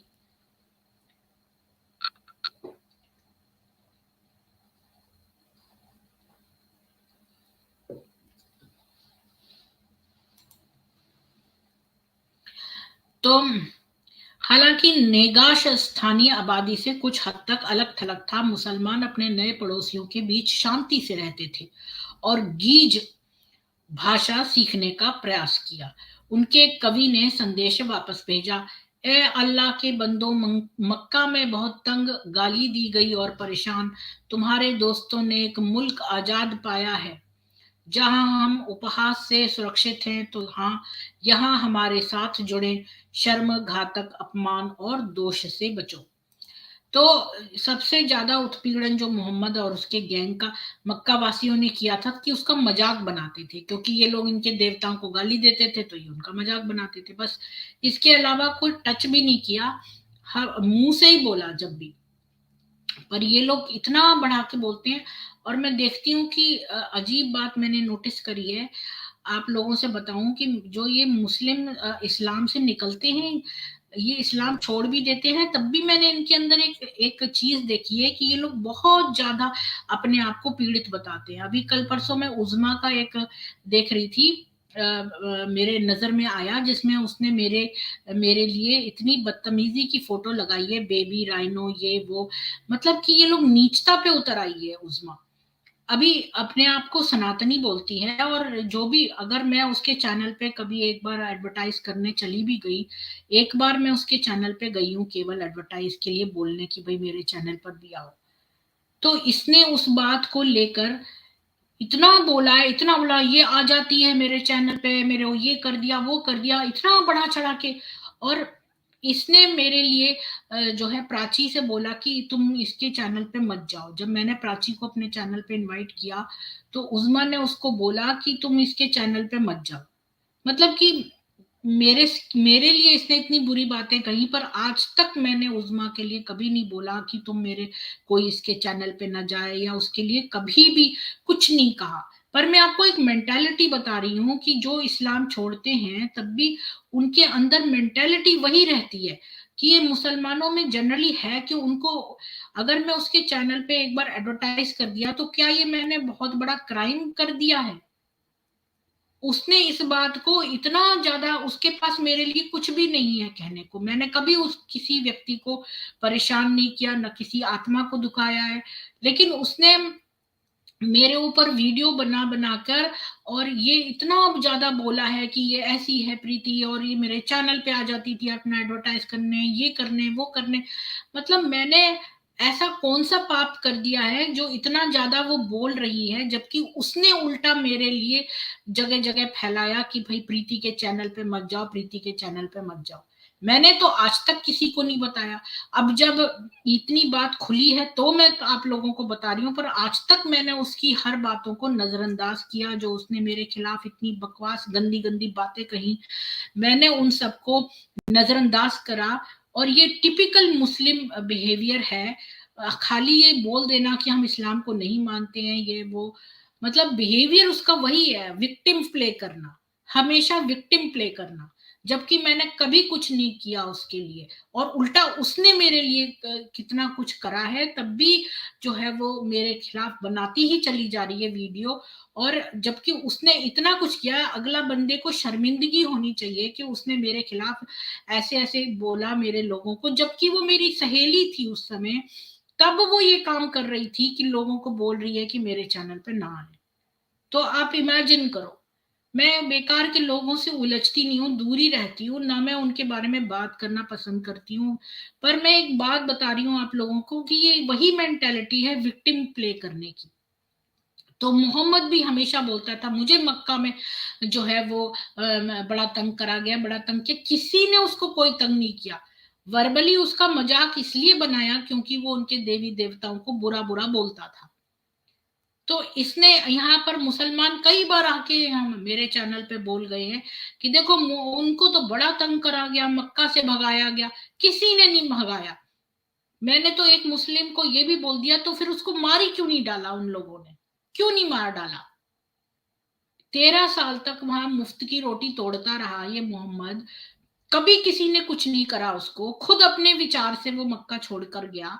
लोगों पर तोहमत लगाते हैं ये मुसलमान, झूठ मूठ विक्टिम खेलते हैं, दूसरों पर अटैक करके खुद विक्टिम प्ले करते हैं हर बार की मैंने देखा है, इनके बेसिक नेचर में होता है ये। आप देखना ध्यान से, जो लोग छोड़ चुके हैं वो भी यही काम करते हैं। तो अब यहाँ पर इसने कविता लिखी कि भाई देखो अब हम उपहास से सुरक्षित है, इस जगह आ गए हैं। निर्वासन में केवल 20 महिलाएं थी, ठीक है, जो अबिसीनिया गई थी, और उनमें से अधिकांश या तो कुलीन महिलाएं थीं या उनके नौकर थे। अबिसीनिया में समाज के मध्यम वर्ग का प्रतिनिधित्व मुख्य रूप से धर्मांतरित पुरुष करते थे। इनमें से भी सभी पुरुष अविवाहित नहीं थे, कुछ ने जानबूझकर अपने परिवारों को मक्का में छोड़ दिया था। इसके विपरीत अमीर इब्न लोए के 13 प्रवासियों में 4 महिलाएं शामिल थीं। सौदा के कबीले के वैकल्पिक विश्व दृष्टिकोण ने उन्हें अबिसीनिया में भी अन्य कुरैश से अलग कर दिया था, क्योंकि सौदा जो थी ना वो पूरे वर्ल्ड के लिए सोचती थी। सौदा का कबीला जो था वो, ये क्या बोल रहे हो आप? मैं कराया किसके चैनल पे?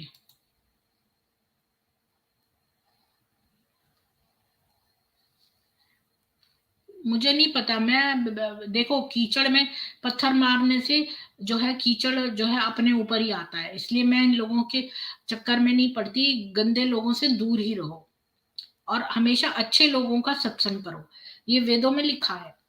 जैसे जैसे आप उन लोगों का करोगे, धीरे धीरे उनके गुण आप में अंदर आने लगते हैं।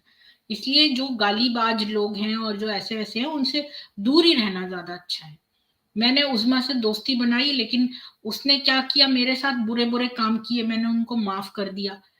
मैं उसके चैनल पे एक बार एडवर्टाइज क्या करने चली गई कि उसने न मालूम कितने वीडियोस इस बात के बना लिए हैं, जबकि मैंने ऐसा कोई गलत काम नहीं किया। वो तो मेरी सहेली थी, तभी तो मैं एडवर्टाइज करने गई। लेकिन ऐसा ऐसा उसने मेरे ऊपर गंदी गंदी बातें और ये वो पता नहीं क्या क्या, और खुद उसने इतने काम किए मेरे खिलाफ गलत गलत, वो नहीं कभी कहे। मैंने तो उसके लिए कभी कुछ नहीं कहा। और मतलब कि ये मैं आपको मेंटेलिटी खाली बताने के लिए कह रही हूँ, मुझे इससे फर्क नहीं पड़ता। मैं नहीं जाती इनके चैनल पे। मेरा उसने थंबनेल पे तस्वीर बनाई थी बेबी राइनो। अच्छा, अगर मैं मोटी हूं पतली हूं, किसी के से क्या ले रही हूँ? मेरे हस्बैंड मेरे से खुश हैं, और मुझे क्या चाहिए? तुम दूसरों को बॉडी शेमिंग करते हो तो तुमको शर्म आनी चाहिए। मैं तो नहीं कभी किसी को बॉडी शेमिंग करती। तुम्हारा अपने मोहम्मद को करो ना बॉडी शेम। वो बोना और मोटा था, हदीसें बताती हैं। तभी तो वो शर्म के मारे अपनी इमेजेस नहीं बनवाता। मुझे कोई फर्क नहीं पड़ता। मेरे चैनल पे आगे लोग बोलते हैं मेरी नाक मोटी है, मेरा ये है, मेरा मैं बुढ़िया लगती हूँ, पता नहीं क्या क्या बोलते हैं। मुझे कोई फर्क नहीं पड़ता। मैं कोई ऐसी नहीं हूँ जो जरा सी बात में रोने लग जाऊं और हाँ ये वो। ऐसी मैं कोई टीनेजर नहीं हूँ। मुझे कोई फर्क नहीं पड़ता। तुम्हें जो भी मैं हूँ। अगर मैं मोटी भी हूं तो हूं, अगर मैं पतली भी हूं तो हूं, अगर मैं बूढ़ी भी लगती हूँ तो लगती हूँ, मैं कुछ भी करती हूँ तो मैं एक मनुष्य हूँ बस। खैर, तो मोहम्मद पे आते हैं। तो ये जो थी एबिसीनिया, ये इसका एक विश्व दृष्टिकोण था। तो इसीलिए सौदा जो थी वो जो है एबिसीनिया में भी अन्य कुरैश से उसको अलग कर दिया था। ये उम्मीद की जा सकती है कि 20 महिलाओं का ये समूह एक दूसरे के साथ घनिष्ठता से बंधेगा, और निस्संदेह उनमें से कुछ ने ऐसा किया। लेकिन सौदा ने अपने कबीले के बाहर कभी कोई करीबी दोस्त नहीं बनाई। वर्षों बाद जब वे सभी मदीना में रह रहे थे, सौदा और उन महिलाओं के बीच लगभग कोई बातचीत दर्ज नहीं की गई जिन्होंने उसका निर्वासन साझा किया था। तो ये जो 20 महिलाएं आई थी, इनमें तो आपस में बनती थी, लेकिन जो सौदा थी उसकी कभी कोई घनिष्ठ मित्र नहीं रही। ऐसा कुछ हिस्ट्री में मिला नहीं है कि वो किसी से बहुत वो थी। ऐसा लगता है कि अमीर इब्न लुए महिलाओं ने मुख्य रूप से एक दूसरे के साथ समय बिताया। हमारे पास ये जानने का कोई तरीका नहीं है कि क्या यह इसलिए था क्योंकि वे अलग रहती थीं, क्योंकि दूसरी महिलाओं ने उन्हें अनदेखा कर दिया था, या केवल इसलिए कि उन सभी में कुछ समानता थी। 619 में निर्वासितों ने एक अफवाह सुनी कि सभी कुरैश इस्लाम में परिवर्तित हो गए थे और मोहम्मद अब मक्का वासियों के साथ शांति से थे। ये मानते हुए कि उनके अपने परिवार उनके लिए अपने नए दोस्तों की तुलना में अधिक प्रिय थे, सौदा और अल सकरान कुछ ही हफ्तों में एबिसीनिया में अपने मामलों को हवा देने में कामयाब रहे। अपने 29 साथियों के साथ वे वर्ष के अंत में अरब वापस आ गए। वे मक्का से केवल 1 घंटे की यात्रा पर थे, इससे पहले कि उन्हें पता चला कि अफवाह झूठी थी। सांप्रदायिक पूजा हो चुकी थी, लेकिन गर्वित मूर्ति पूजकों द्वारा लाया गया अविश्वसनीय समाचार ये था कि कुरैश नहीं था जिसने इस्लाम स्वीकार कर लिया था, लेकिन मोहम्मद जो देवी पूजा से चूक गए थे। हालांकि ये उनके पैगंबर द्वारा फिसलने से वफादार एकेश्वरवादियों को गहरा झटका लगा होगा। 41 घर आने वालों में से किसी ने भी विश्वास नहीं खोया।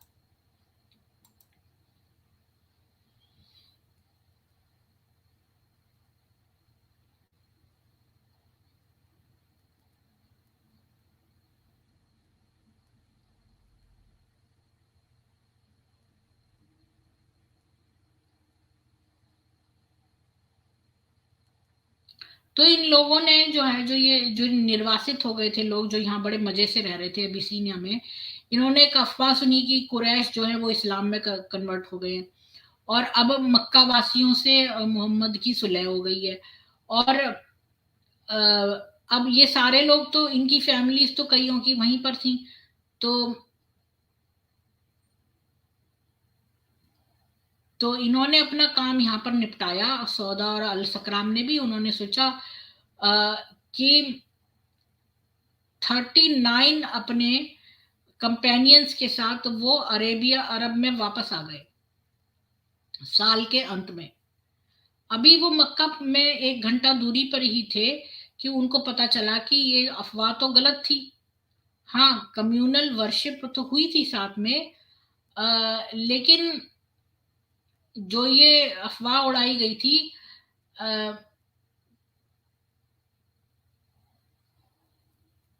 भाई ये तो कुरैश नहीं थे जिन्होंने इस्लाम एक्सेप्ट कर लिया था जैसे कि अफवाह पहले उड़ाई गई थी, पर ये तो मोहम्मद था जो कि देवियों को मानने लग गया था।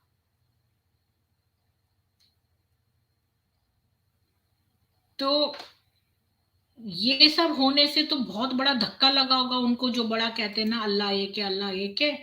लेकिन फिर भी जो 41 होम कमर्स थे, उन्होंने अपना फेथ नहीं खोया इस्लाम में, जबकि उनको इस्लाम छोड़ देना चाहिए था, क्योंकि मोहम्मद मूर्ति पूजा करना स्टार्ट कर दिया था। और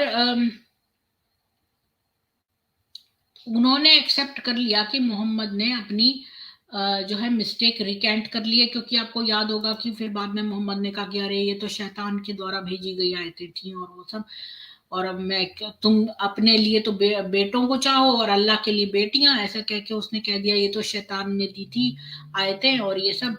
तो भाई ये इन मक्का वासियों को लगा कोई नहीं, तो उन्होंने जो है स्वीकार कर लिया मोहम्मद को कि उसने अपनी गलती वापस ले लिया और वास्तविकता का सामना किया। हालांकि हाशिम कबीले के खिलाफ बहिष्कार को आधिकारिक तौर पर रद्द कर दिया गया था। वे ठीक उसी समय मक्का लौट आए थे जब वे वहां सुरक्षित नहीं होंगे। सौदा और अल सकरान इसलिए चुपके से शहर में प्रवेश कर गई, ये जानते हुए कि उन्हें एक औपचारिक रक्षक की तलाश करनी चाहिए।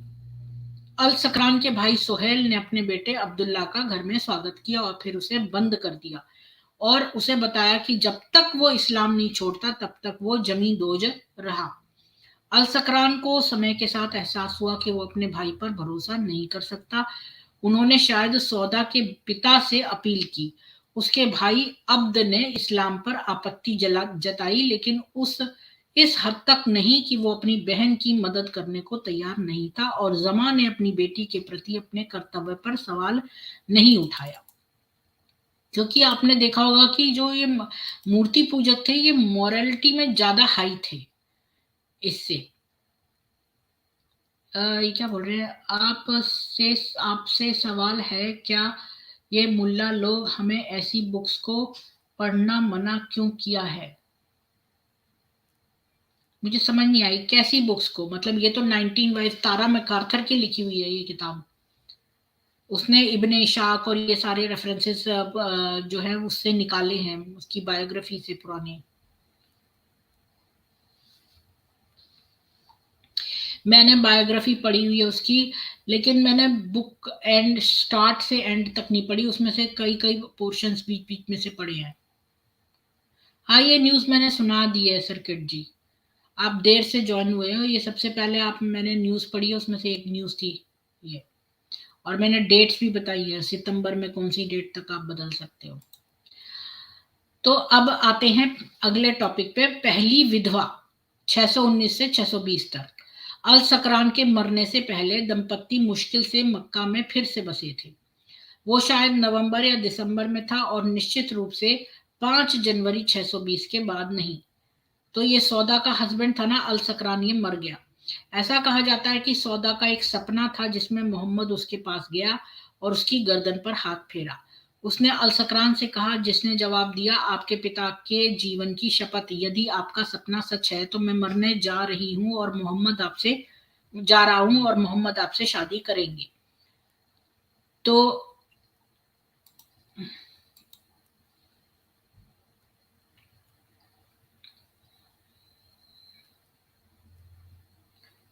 उसने जवाब दिया कि अरे इस सोच का भी नाश हो। उसने जो अल सकरान का जो इंटरप्रिटेशन था, मतलब सौदा ने एक सपना देखा कि भाई मोहम्मद जो है वो आया और उसकी गर्दन पर हाथ फेरा। तो उसने अपने हस्बैंड अल सकरान को बताया। तो उसने कहा कि भाई मैं मर जाऊंगा तो तुम मोहम्मद से शादी कर लेना। लेकिन उसने उसकी बात को सीरियसली नहीं लिया, क्योंकि मोहम्मद उस समय मैरिड था खदीजा से। तो उसी दिन अल सकरान बीमार हो गया और कुछ ही दिनों के बाद एक मुसलमान के रूप में उसकी मृत्यु हो गई, यानी कि वो उस समय मुसलमान था। ये परंपरा संदिग्ध है।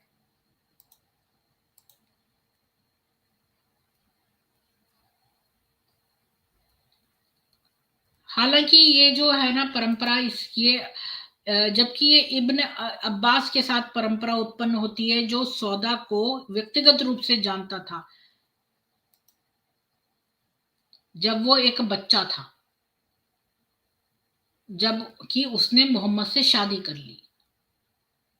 उसको इन ड्रीम्स के बारे में पता नहीं हो सकता जब तक कि ये सच नहीं हो गई। अब क्वेश्चन ये है कि अम, एकमात्र सवाल यह है कि क्या कहानी का कोई हिस्सा वास्तविक ऐतिहासिक घटना का प्रतिनिधित्व करता है। शायद मरने वाले अल सकरान ने सौदा को संकेत दिया था कि उन्हें उम्मीद थी कि मोहम्मद उसकी देखभाल करेंगे। शायद मोहम्मद के प्रस्तावित होने से पहले या बाद में सौदा को अजीब सपने आए थे। शायद अपने बुढ़ापे में उसने अपने कारणों से कहानी को बढ़ा चढ़ाकर पेश किया या गढ़ा, या शायद ये पूरी तरह से काल्पनिक है। कोई व्यक्ति जो भविष्यवाणी सपनों की कहानियों को पसंद करता है, वह उससे परामर्श किए बिना बस उसका आविष्कार कर सकता था। पारंपरिक दृष्टिकोण के लिए कोई सबूत नहीं है कि विधवा सौदा को गरीबी में छोड़ दिया गया था। यदि वो पहले से ही अपने पिता के घर में नहीं रह रही थी तो वो अब आ गई। वे और उसका बेटा अब्दुल रहमान अपने श्रम से घर के खर्चों में योगदान करने में सक्षम थे।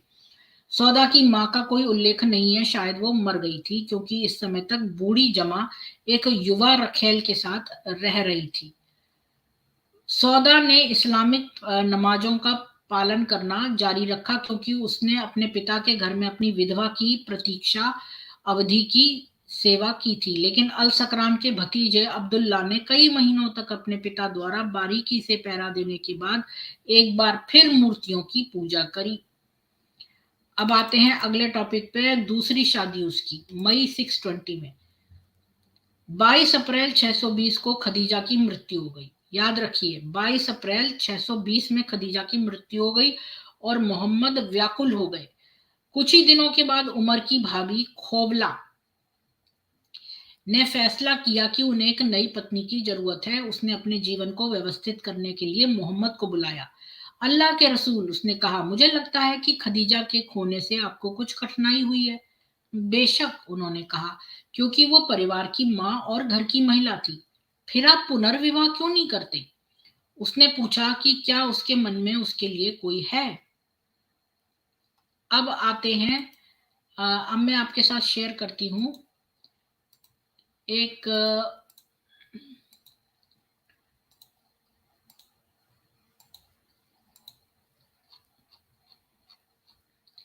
सौदा की एंसेस्ट्री। अब आपको यहां दिख रहा होगा सौदा की एंसेस्ट्री की। लुए इब्न Ghalib of the Quraish in मक्का, इसके दो बेटे हैं, आमिर और काब। काब का बेटा मुर्रा, उसका बेटा किलाब। आमिर का बेटा हिसल का बेटा मलिक और उसका बेटा नसर। और किलाब के 2 बेटे कुसै और ज़ुहरा, उसके बच्चे हैं अब्द मनाफ, और इसका भी बेटा अब्द मनाफ है, और इसका बेटा अबी वाद और अब्द शम्स, अमरू और कैस। ये तो हमने देखा था, ये पूरी एंसेस्ट्री हम देख चुके हैं, अमरू और कैस, और इनका बेटा था सक्रान, और जमा, और ये इसका अमरू की जो बेटा था उसकी बेटी थी सौदा, और इसका हस्बैंड था अल सकरान, तो ये मर गया था। और मोहम्मद का एंसिस्ट्री यहाँ से चल रही है, ये मोहम्मद की है, यहाँ से आ रही है, मोहम्मद से इसकी दूसरी शादी हुई है। ये अब्दुल्ला और अमीना का अब्द मुत्तलिब, सलमा और हाशिम का बेटा अब्द मुत्तलिब, उसका बेटा अब्दुल्ला, पर ये इसका बायोलॉजिकल फादर नहीं है, ये भी हमने देखा था। एनीवेज, तो यही मैं आपको दिखाना चाहती थी। तो एक तो इसने पूछा कि उसके मन में उसके लिए कोई है, तो एक युवती खोवाला ने उत्तर दिया, यदि आप चाहें तो एक मेट्रन, नौकरानी जाहिर है।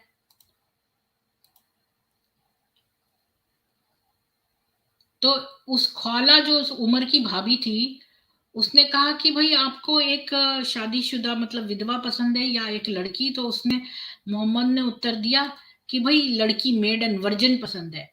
और वो मेडन कौन है? अबू बकर की बेटी। और मेट्रन कौन थी? सौदा, जिसने कि आप पर बहुत विश्वास किया। इसने कहा देखो, मेडन तो है अबू बकर की बच्ची, वर्जिन, और जो मैरिड वुमन है सौदा, उसने बहुत समय से आपकी प्रतीक्षा करी है। तो ये कहा, तो मोहम्मद ने तुरंत कहा कि दोनों को ले जाएगा। अब उसने सोचा कि वो बुरा बनेगा अगर वो कह देगा कि खाली अबू बकर की लड़की से करेगा, तो इसलिए उसने चाल चली, उसने कहा मैं दोनों से कर लूंगा। तो क्योंकि खौला ने ये, उसको जो उमर की भाभी थी, उसने ये प्रपोजल रखा था इन दोनों का। तो क्योंकि महिलाएं इसमें अधिक नाजुक होती हैं, एक ही मिनट में मोहम्मद ने खदीजा के मोनोगमी के आदर्श को त्याग दिया और 2 पत्नियों के साथ एक पुरुष, मतलब ये बनने का। तो खदीजा सोचती थी कि वो अकेली पत्नी होगी, खदीजा नहीं, सॉरी, वो, हाँ, जो खदीजा के साथ उसने ये शर्त रखी थी ना कि उसके रहते रहते वो कोई और बीवी नहीं लाएगा, लेकिन ये आदर्श उसने तोड़ दिया और 2 युवतियों के साथ एक साथ शादी करने का फैसला कर लिया। उसके पास प्रत्येक पत्नी के लिए एक अलग स्क्रिप्ट थी। ये लगभग ऐसा था जैसे उन्होंने सौदा को अपने सहकर्मी के रूप में और आयशा को अपने सहपाठी के रूप में चुना हो। हालांकि ये आयशा वही थी जिसे वो एक असली पत्नी के रूप में चाहता था। वो जानता था कि उन्हें साथ रहने के लिए कुछ साल इंतजार करना होगा। ये संदेहास्पद लग रहा है, जैसे कि वो चाहते थे कि सौदा इस कमी को पूरा करे, फिर भी उसने उसे अपनी नौकरानी बहन के रूप में, नौकरानी बहन,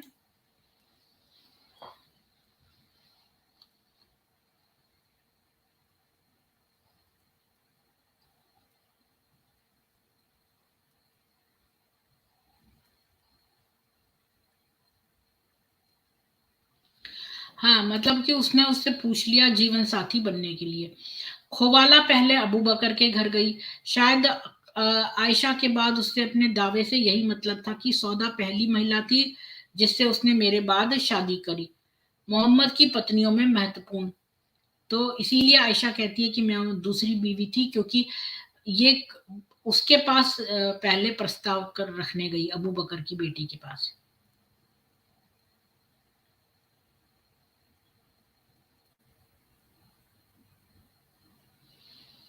हाँ, तो अबू बकर के साथ बातचीत के बाद ही खौला ने सौदा का दौरा किया है।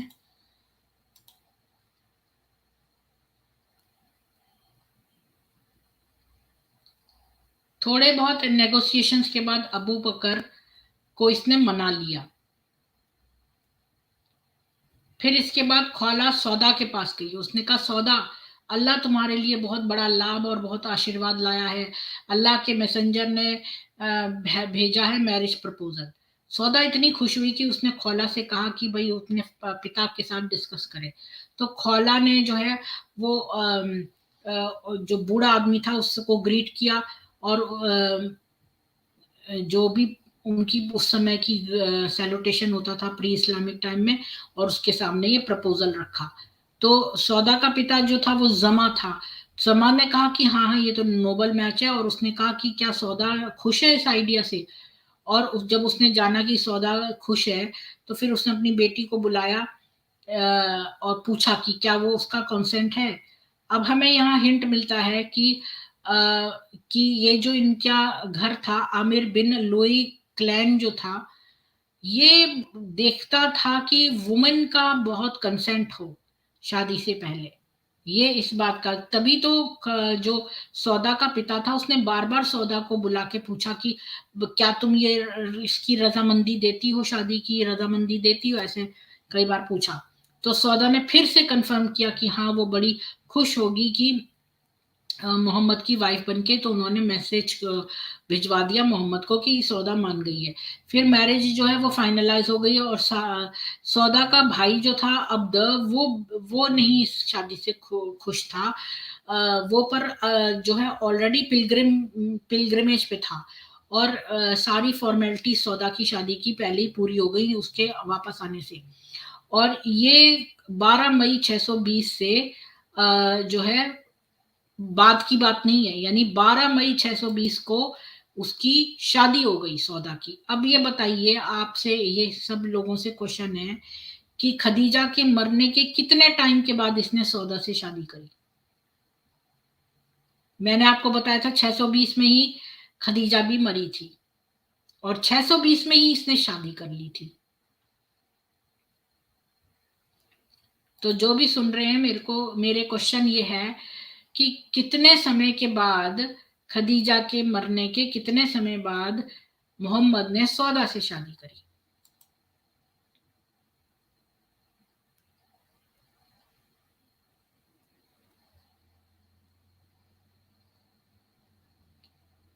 ट्वेंटी डेज 20 डेज के अंदर। हाँ जावेद खान जी, वो है सच बात, लेकिन अभी हम वो वाली बात नहीं कर रहे हैं। आज हमारा टॉपिक है खदीजा, सॉरी सॉरी सॉरी, सौदा। तो हम आज सौदा के ही बारे में बात करेंगे। हम तो बीवियों के बारे में, हम खदीजा खत्म कर चुके हैं, आयशा खत्म कर चुके हैं, अब हम सौदा पे हैं। तो सौदा से शादी खदीजा के 20 डेज के अंदर ही मरने के उसके करी है। अब आप सोचो कि कोई मर जाता है तो अगला बंदा शादी दूसरी कर रहा है 20 दिनों के अंदर। कितनी शर्म की बात है ये। हमारे यहाँ तो कोई मर जाता है तो कम से कम 1 साल का तो वेट करना ही चाहिए ना। मोहम्मद ने सौदा को 400 दिरहम की मेहर वो जो दी, और उसने उसको इमीडिएटली पे भी नहीं किया, क्योंकि उसके मोहम्मद तो निठल्ला था, तो उसके पास तो पैसे ही नहीं थे उस समय। तो उस समय कोई पैसा नहीं था। अरब रिवाज के तहत पति की मृत्यु के बाद भी देर तक दहेज के भुगतान में, मेहर के भुगतान में देरी करना स्वीकार्य था। हालांकि बाद में ऐसा नहीं हुआ।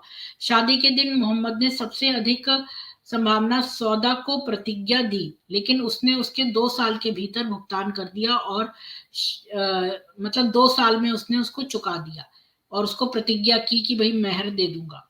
ये निश्चित नहीं है कि सौदा के संरक्षक के रूप में किसने काम किया। कुछ खातों का दावा है कि यह अल सकरान के भाइयों में से एक था, या तो सलित या हातिब। हालांकि एक गलती होनी चाहिए, क्योंकि वे दोनों उस समय एबिसीनिया में थे। ये तथ्य था कि सौदा के पिता के अलावा किसी और का नाम लिया गया है, भले ही गलत है। ये बताता है कि जमा ने अपने उम्र को देखते हुए किसी अन्य रिश्तेदार को रखा था इन मामलों में प्रभारी। मोहम्मद 39 वर्ष के थे। 39 कितना होता है? 29 30 और तो 39 कितना होता है? मोहम्मद 39 वर्ष के थे, और कभी कभी ये दावा किया जाता है कि दो सौदा मोहम्मद से बड़ी थी। लेकिन भले ही वो एक दिन बड़ी थी, जब वो मर गई तो वो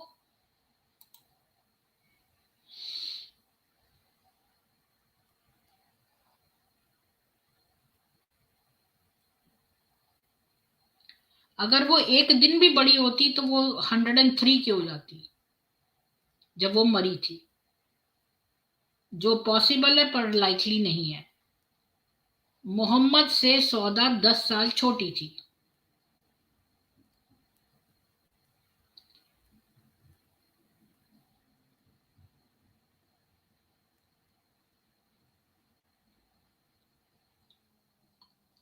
सौदा जो है पर तब भी हम उसको युवा नहीं मानेंगे अगर वो 10 साल छोटी हो तब भी। तो सौदा का बेटा अब्दुल रहमान का शुरुआती मुसलमानों के रिकॉर्ड में कभी उल्लेख नहीं किया गया। ऐसा लगता है कि वो मोहम्मद के घर का सदस्य नहीं था। इससे पता चलता है कि वह यह तय करने के लिए काफी बड़ा था कि वो कहाँ रहना चाहता है। अगर उसने अपने नए सौतेले पिता के साथ रहने का विकल्प नहीं चुना तो शायद ये इसलिए था क्योंकि वो मुसलमान नहीं था। अरब प्रथा के अनुसार इससे कोई बड़ा आश्चर्य नहीं होता। मात्र या ससुराल की रिश्तेदारी को प्राथमिकता देने के लिए पैतृक संबंधों पर जोर देने से अब्दुल रहमान को अपने सौतेले पिता के ऊपर अपने चाचाओं को चुनने का पूरा अधिकार मिल जाता है। तो सौदा जो थी ना, उसको लोग कहते हैं कि वो बड़ी औरत थी। वो बड़ी औरत नहीं थी। अच्छा, तो 39 का था मोहम्मद, और सौदा जो थी उससे एटलीस्ट 10 years छोटी थी। और मैंने एक और जगह पर पढ़ा है, किताब में तो नहीं लिखा, एक और जगह पे मेरे पास है कि सौदा जो थी वो 23 की थी। वो सारी जो बीवियां थी ना मोहम्मद की, उनसे उन सब में बड़ी थी। बाकी बीवियां 19 से नीचे की थी और सौदा अकेली 23 की थी। इस वजह से उसको माना जाता है कि वो बड़ी थी। अरे वो बाकी छोटी बच्चियों से बड़ी थी, लेकिन वो मोहम्मद से बड़ी नहीं थी। वो मोहम्मद की हाफ एज की से कम की थी। मतलब 39 का आधा कितना हुआ? 40, मतलब वो 23 की थी और मोहम्मद 39 का था। ये था। तो अब आते हैं, अब मैं सोच रही हूँ कि क्या यहीं पर खत्म करा जाए या सौदा और मोहम्मद के बारे में भी पढ़ा जाए। सौदा और मोहम्मद 620 से 623 तक।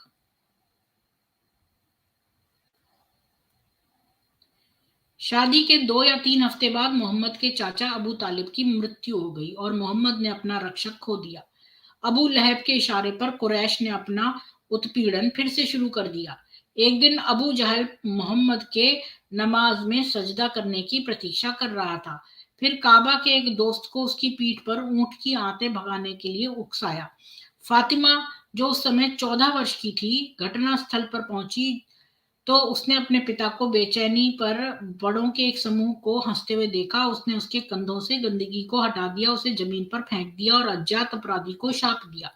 मोहम्मद अपनी सजदे से उठे और अल्लाह से उन चालबाजों को नष्ट करने के लिए विनती की जिनका नाम उन्होंने फातिमा के लाभ के लिए जोर से रखा। तो मतलब कि ये लोग ना उसके साथ प्रैंक्स करते थे। जब वो सजदा कर रहा था तो अबू जहल जो है उसने क्या किया कि ऊंट की जो वो होती है ना अंतड़ियां, वो उसके पीठ पर रख दी। तो फातिमा 14 साल की थी, उसने आके हटा दी और उनको जो है लानत भी भेजी जिसने भी ऐसा काम किया है। तो जब बाद में सजदे के बाद वो उठा तो उसने जो है ये प्रार्थना की मोहम्मद ने कि जितने भी चालबाज हैं और उनके जोर जोर से नाम लिए ताकि फातिमा को पता चल जाए कि भाई ये सारे लोग, क्योंकि वहां पर एक सबने ये काम नहीं किया था, वहां पर सारे एक बड़ा सा समूह खड़ा था लड़कों का और वो हंस रहे थे मोहम्मद पर।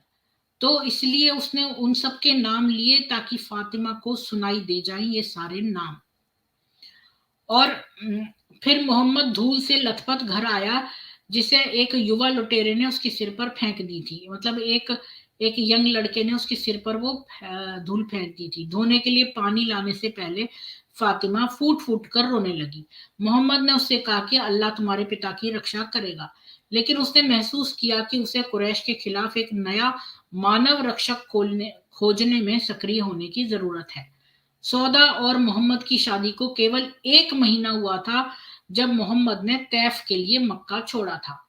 योजना नए अनुयायियों को खोजने की थी जो मोहम्मद को अपने पैगंबर के रूप में स्वीकार करेंगे और मक्का के खिलाफ सैन्य योजनाओं में उनकी मदद करेंगे, लेकिन वो बुरी तरह विफल रहा।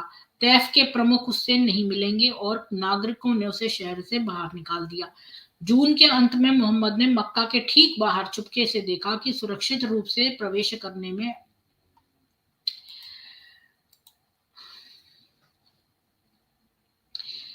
तो एंड ऑफ जून उसने देखा कि मोहम्मद जो है वो मक्का के बाहर घूम रहा था और वो प्रवेश नहीं कर पा रहा था जब तक कि कोई उसको प्रोटेक्शन न दे। यानी कि उसके दिल में चोर था। मक्का वासियों ने कभी उस पर अटैक नहीं किया, लेकिन इसी के दिल में चोर था कि जो है मेरे पर कोई अटैक न कर दे। तो उन्होंने सौदा के साले सुहेल से अपील करी, क्या आप मुझे सुरक्षा देंगे ताकि मैं अपने स्वामी का संदेश पहुंचा सकूं। लेकिन सुहेल ने जवाब दिया कि अमीर इब्न लोए कबीले ने अपने साथी कुरैश के खिलाफ लोगों की रक्षा नहीं की। मोहम्मद ने अन्य विकल्पों की कोशिश की, लेकिन एकमात्र नागरिक जो उन्हें सुरक्षा प्रदान करने के लिए तैयार था वो अल मुतीम था, जिसे उसने पिछले महीने अल मुतीम के बेटे की मंगेतर आयशा से शादी करके ठुकरा दिया था।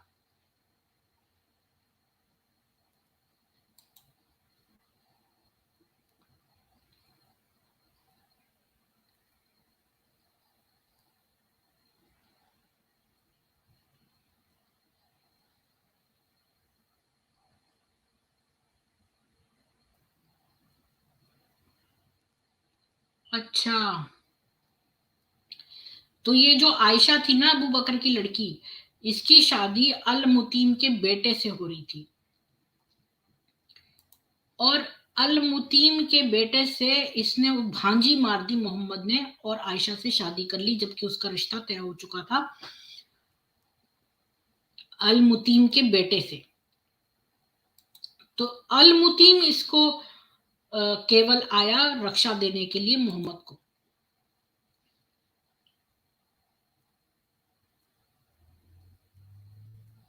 हालांकि अल मुतीम सगाई तोड़ने और इस्लाम से दूरी बनाने के बहाने से खुश था। उसने अपने रिश्तेदारों की याचिका पर ध्यान दिया। वो अपने पुत्रों और भतीजों को हथियारों के साथ काबा की गर्त में ले गया और उन्होंने सत्य निष्ठा से स्वयं को मोहम्मद का रक्षक घोषित कर दिया। इसके बाद मोहम्मद सौदा के साथ वहीं पर बस गया। उसकी शादी को 12 साल हो गए थे, जिसमें से पहले 3 के लिए सौदा घर में अकेली पत्नी थी। उनके कोई संतान नहीं थी और संभावना है कि उन्होंने कोई उम्मीद नहीं की थी।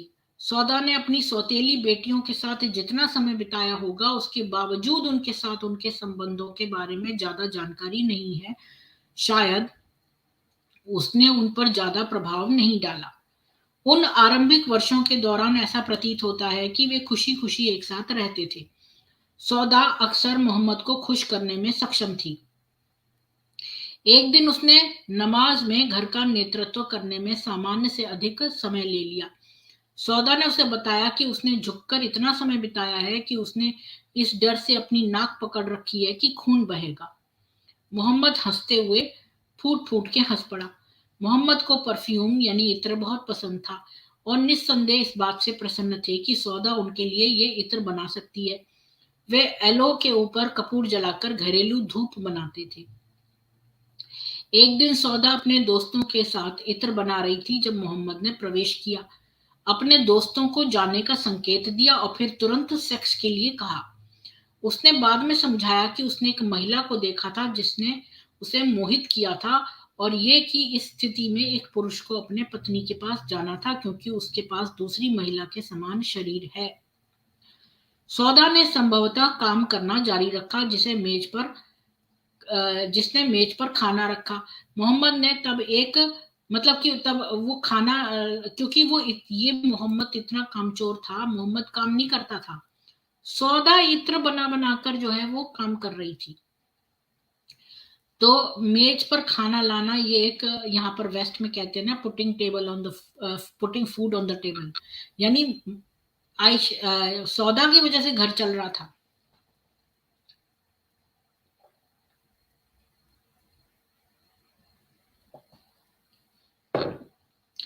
क्योंकि खदीजा तो मर चुकी थी, अब पैसे कहां से आएंगे।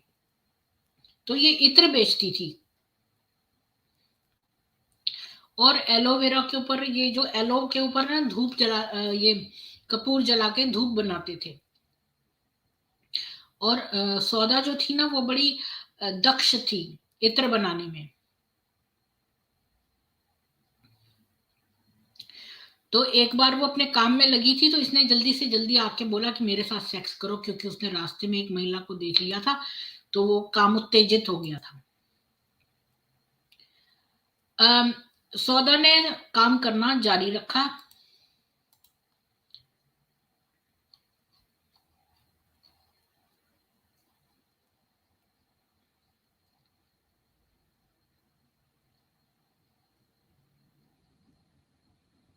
फिर मोहम्मद ने जो है अपने स्पिरिट को इतना वो करा अपने आप को कि वो नया बिजनेस शुरू करे। लोग अपनी प्रॉपर्टी उसके पास आके जमा करने लगे, और वो उनको और वो उनसे कमीशन चार्ज करने लगा, जैसे कि तुम अपनी चीज की सुरक्षा चाहते हो तो मेरे पास रखवा दो, यानी जैसे बैंक जैसा काम करने लगा वो, कि अपनी प्रॉपर्टी मेरे पास रखवा दो, मैं और फिर कमीशन जो है मेरे को दो सुरक्षा रखने का। ये काम मोहम्मद ने शुरू करा।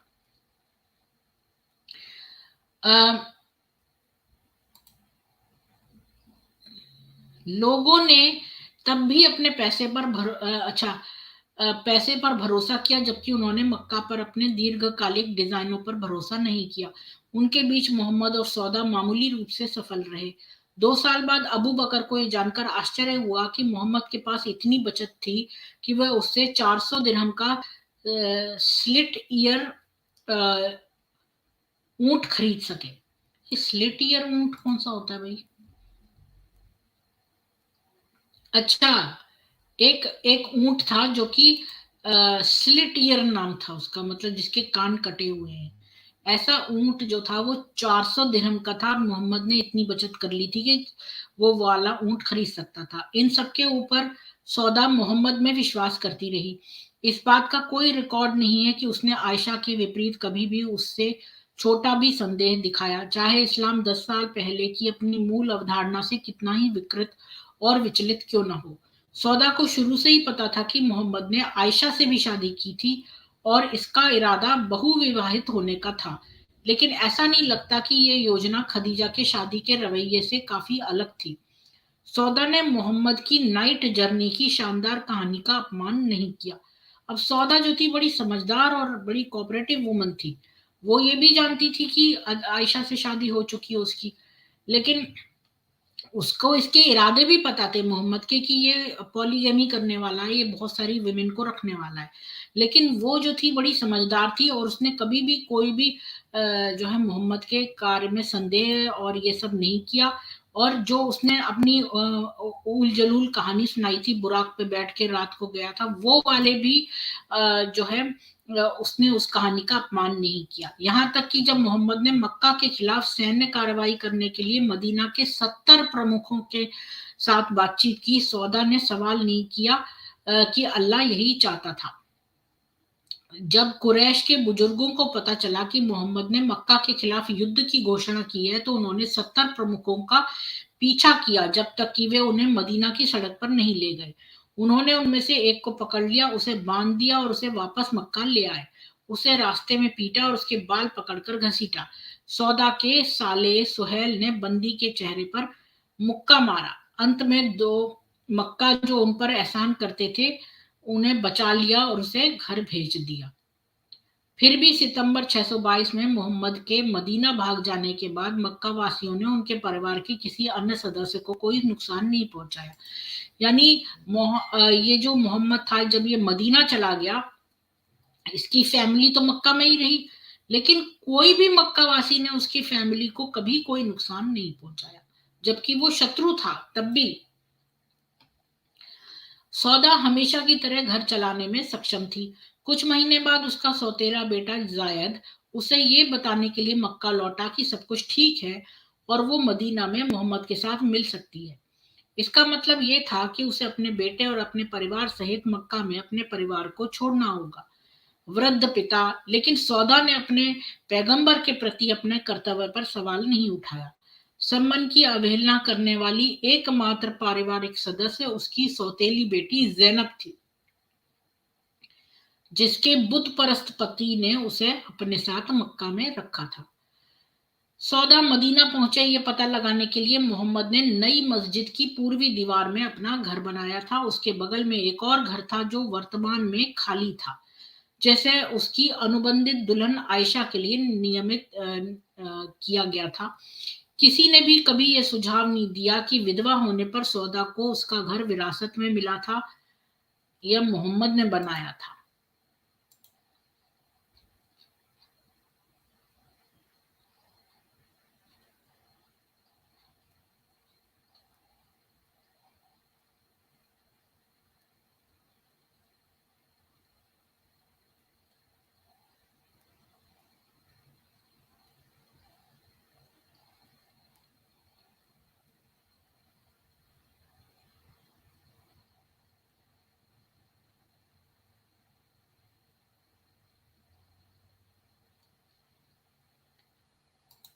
तो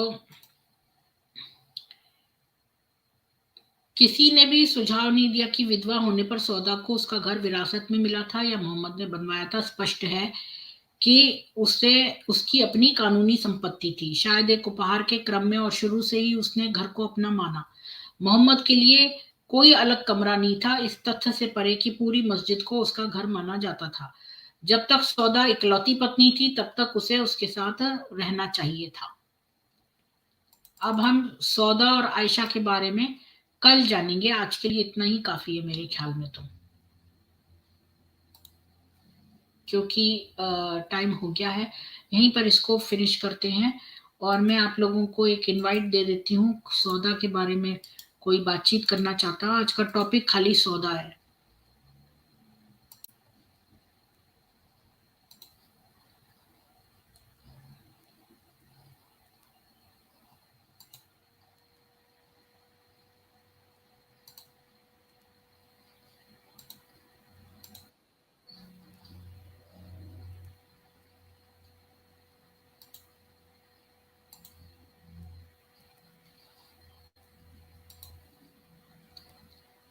कोई सौदा के बारे में बातचीत करने आना चाहते हैं ऊपर, तो जाइए, मैं थोड़े से कमेंट्स देख लेती हूँ।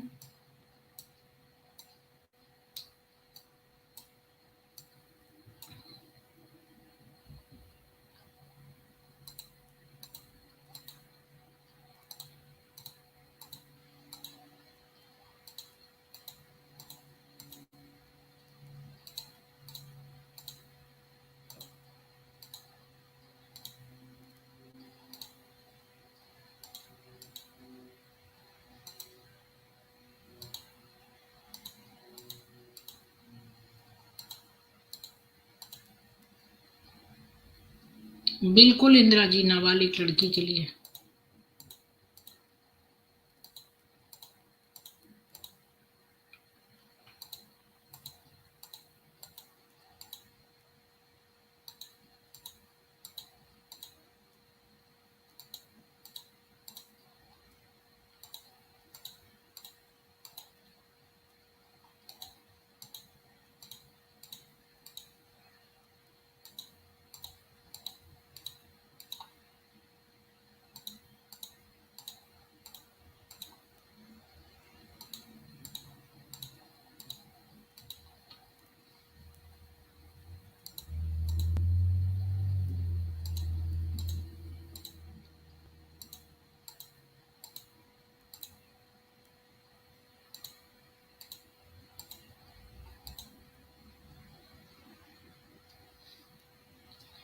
प्रवीण जी, आप सुधर जाओ।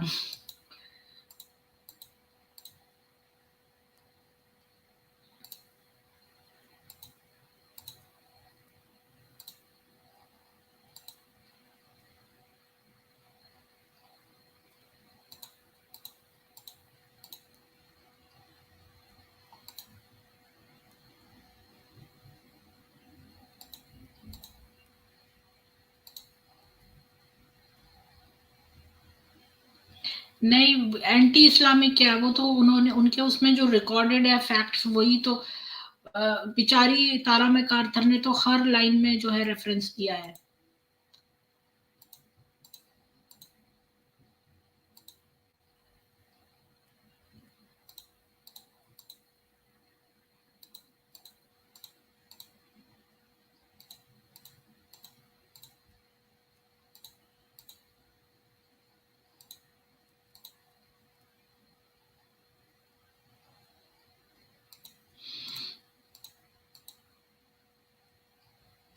जी, मैंने जो है वो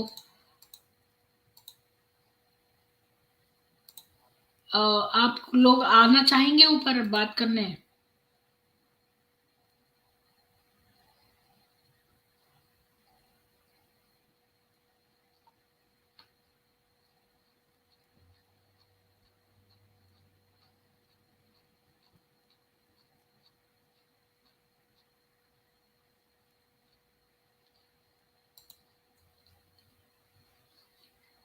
चलिए फिर मैं इस स्ट्रीम को क्लोज करती हूँ, और जय हिंदू राष्ट्र। कल फिर मिलेंगे सामवेद में।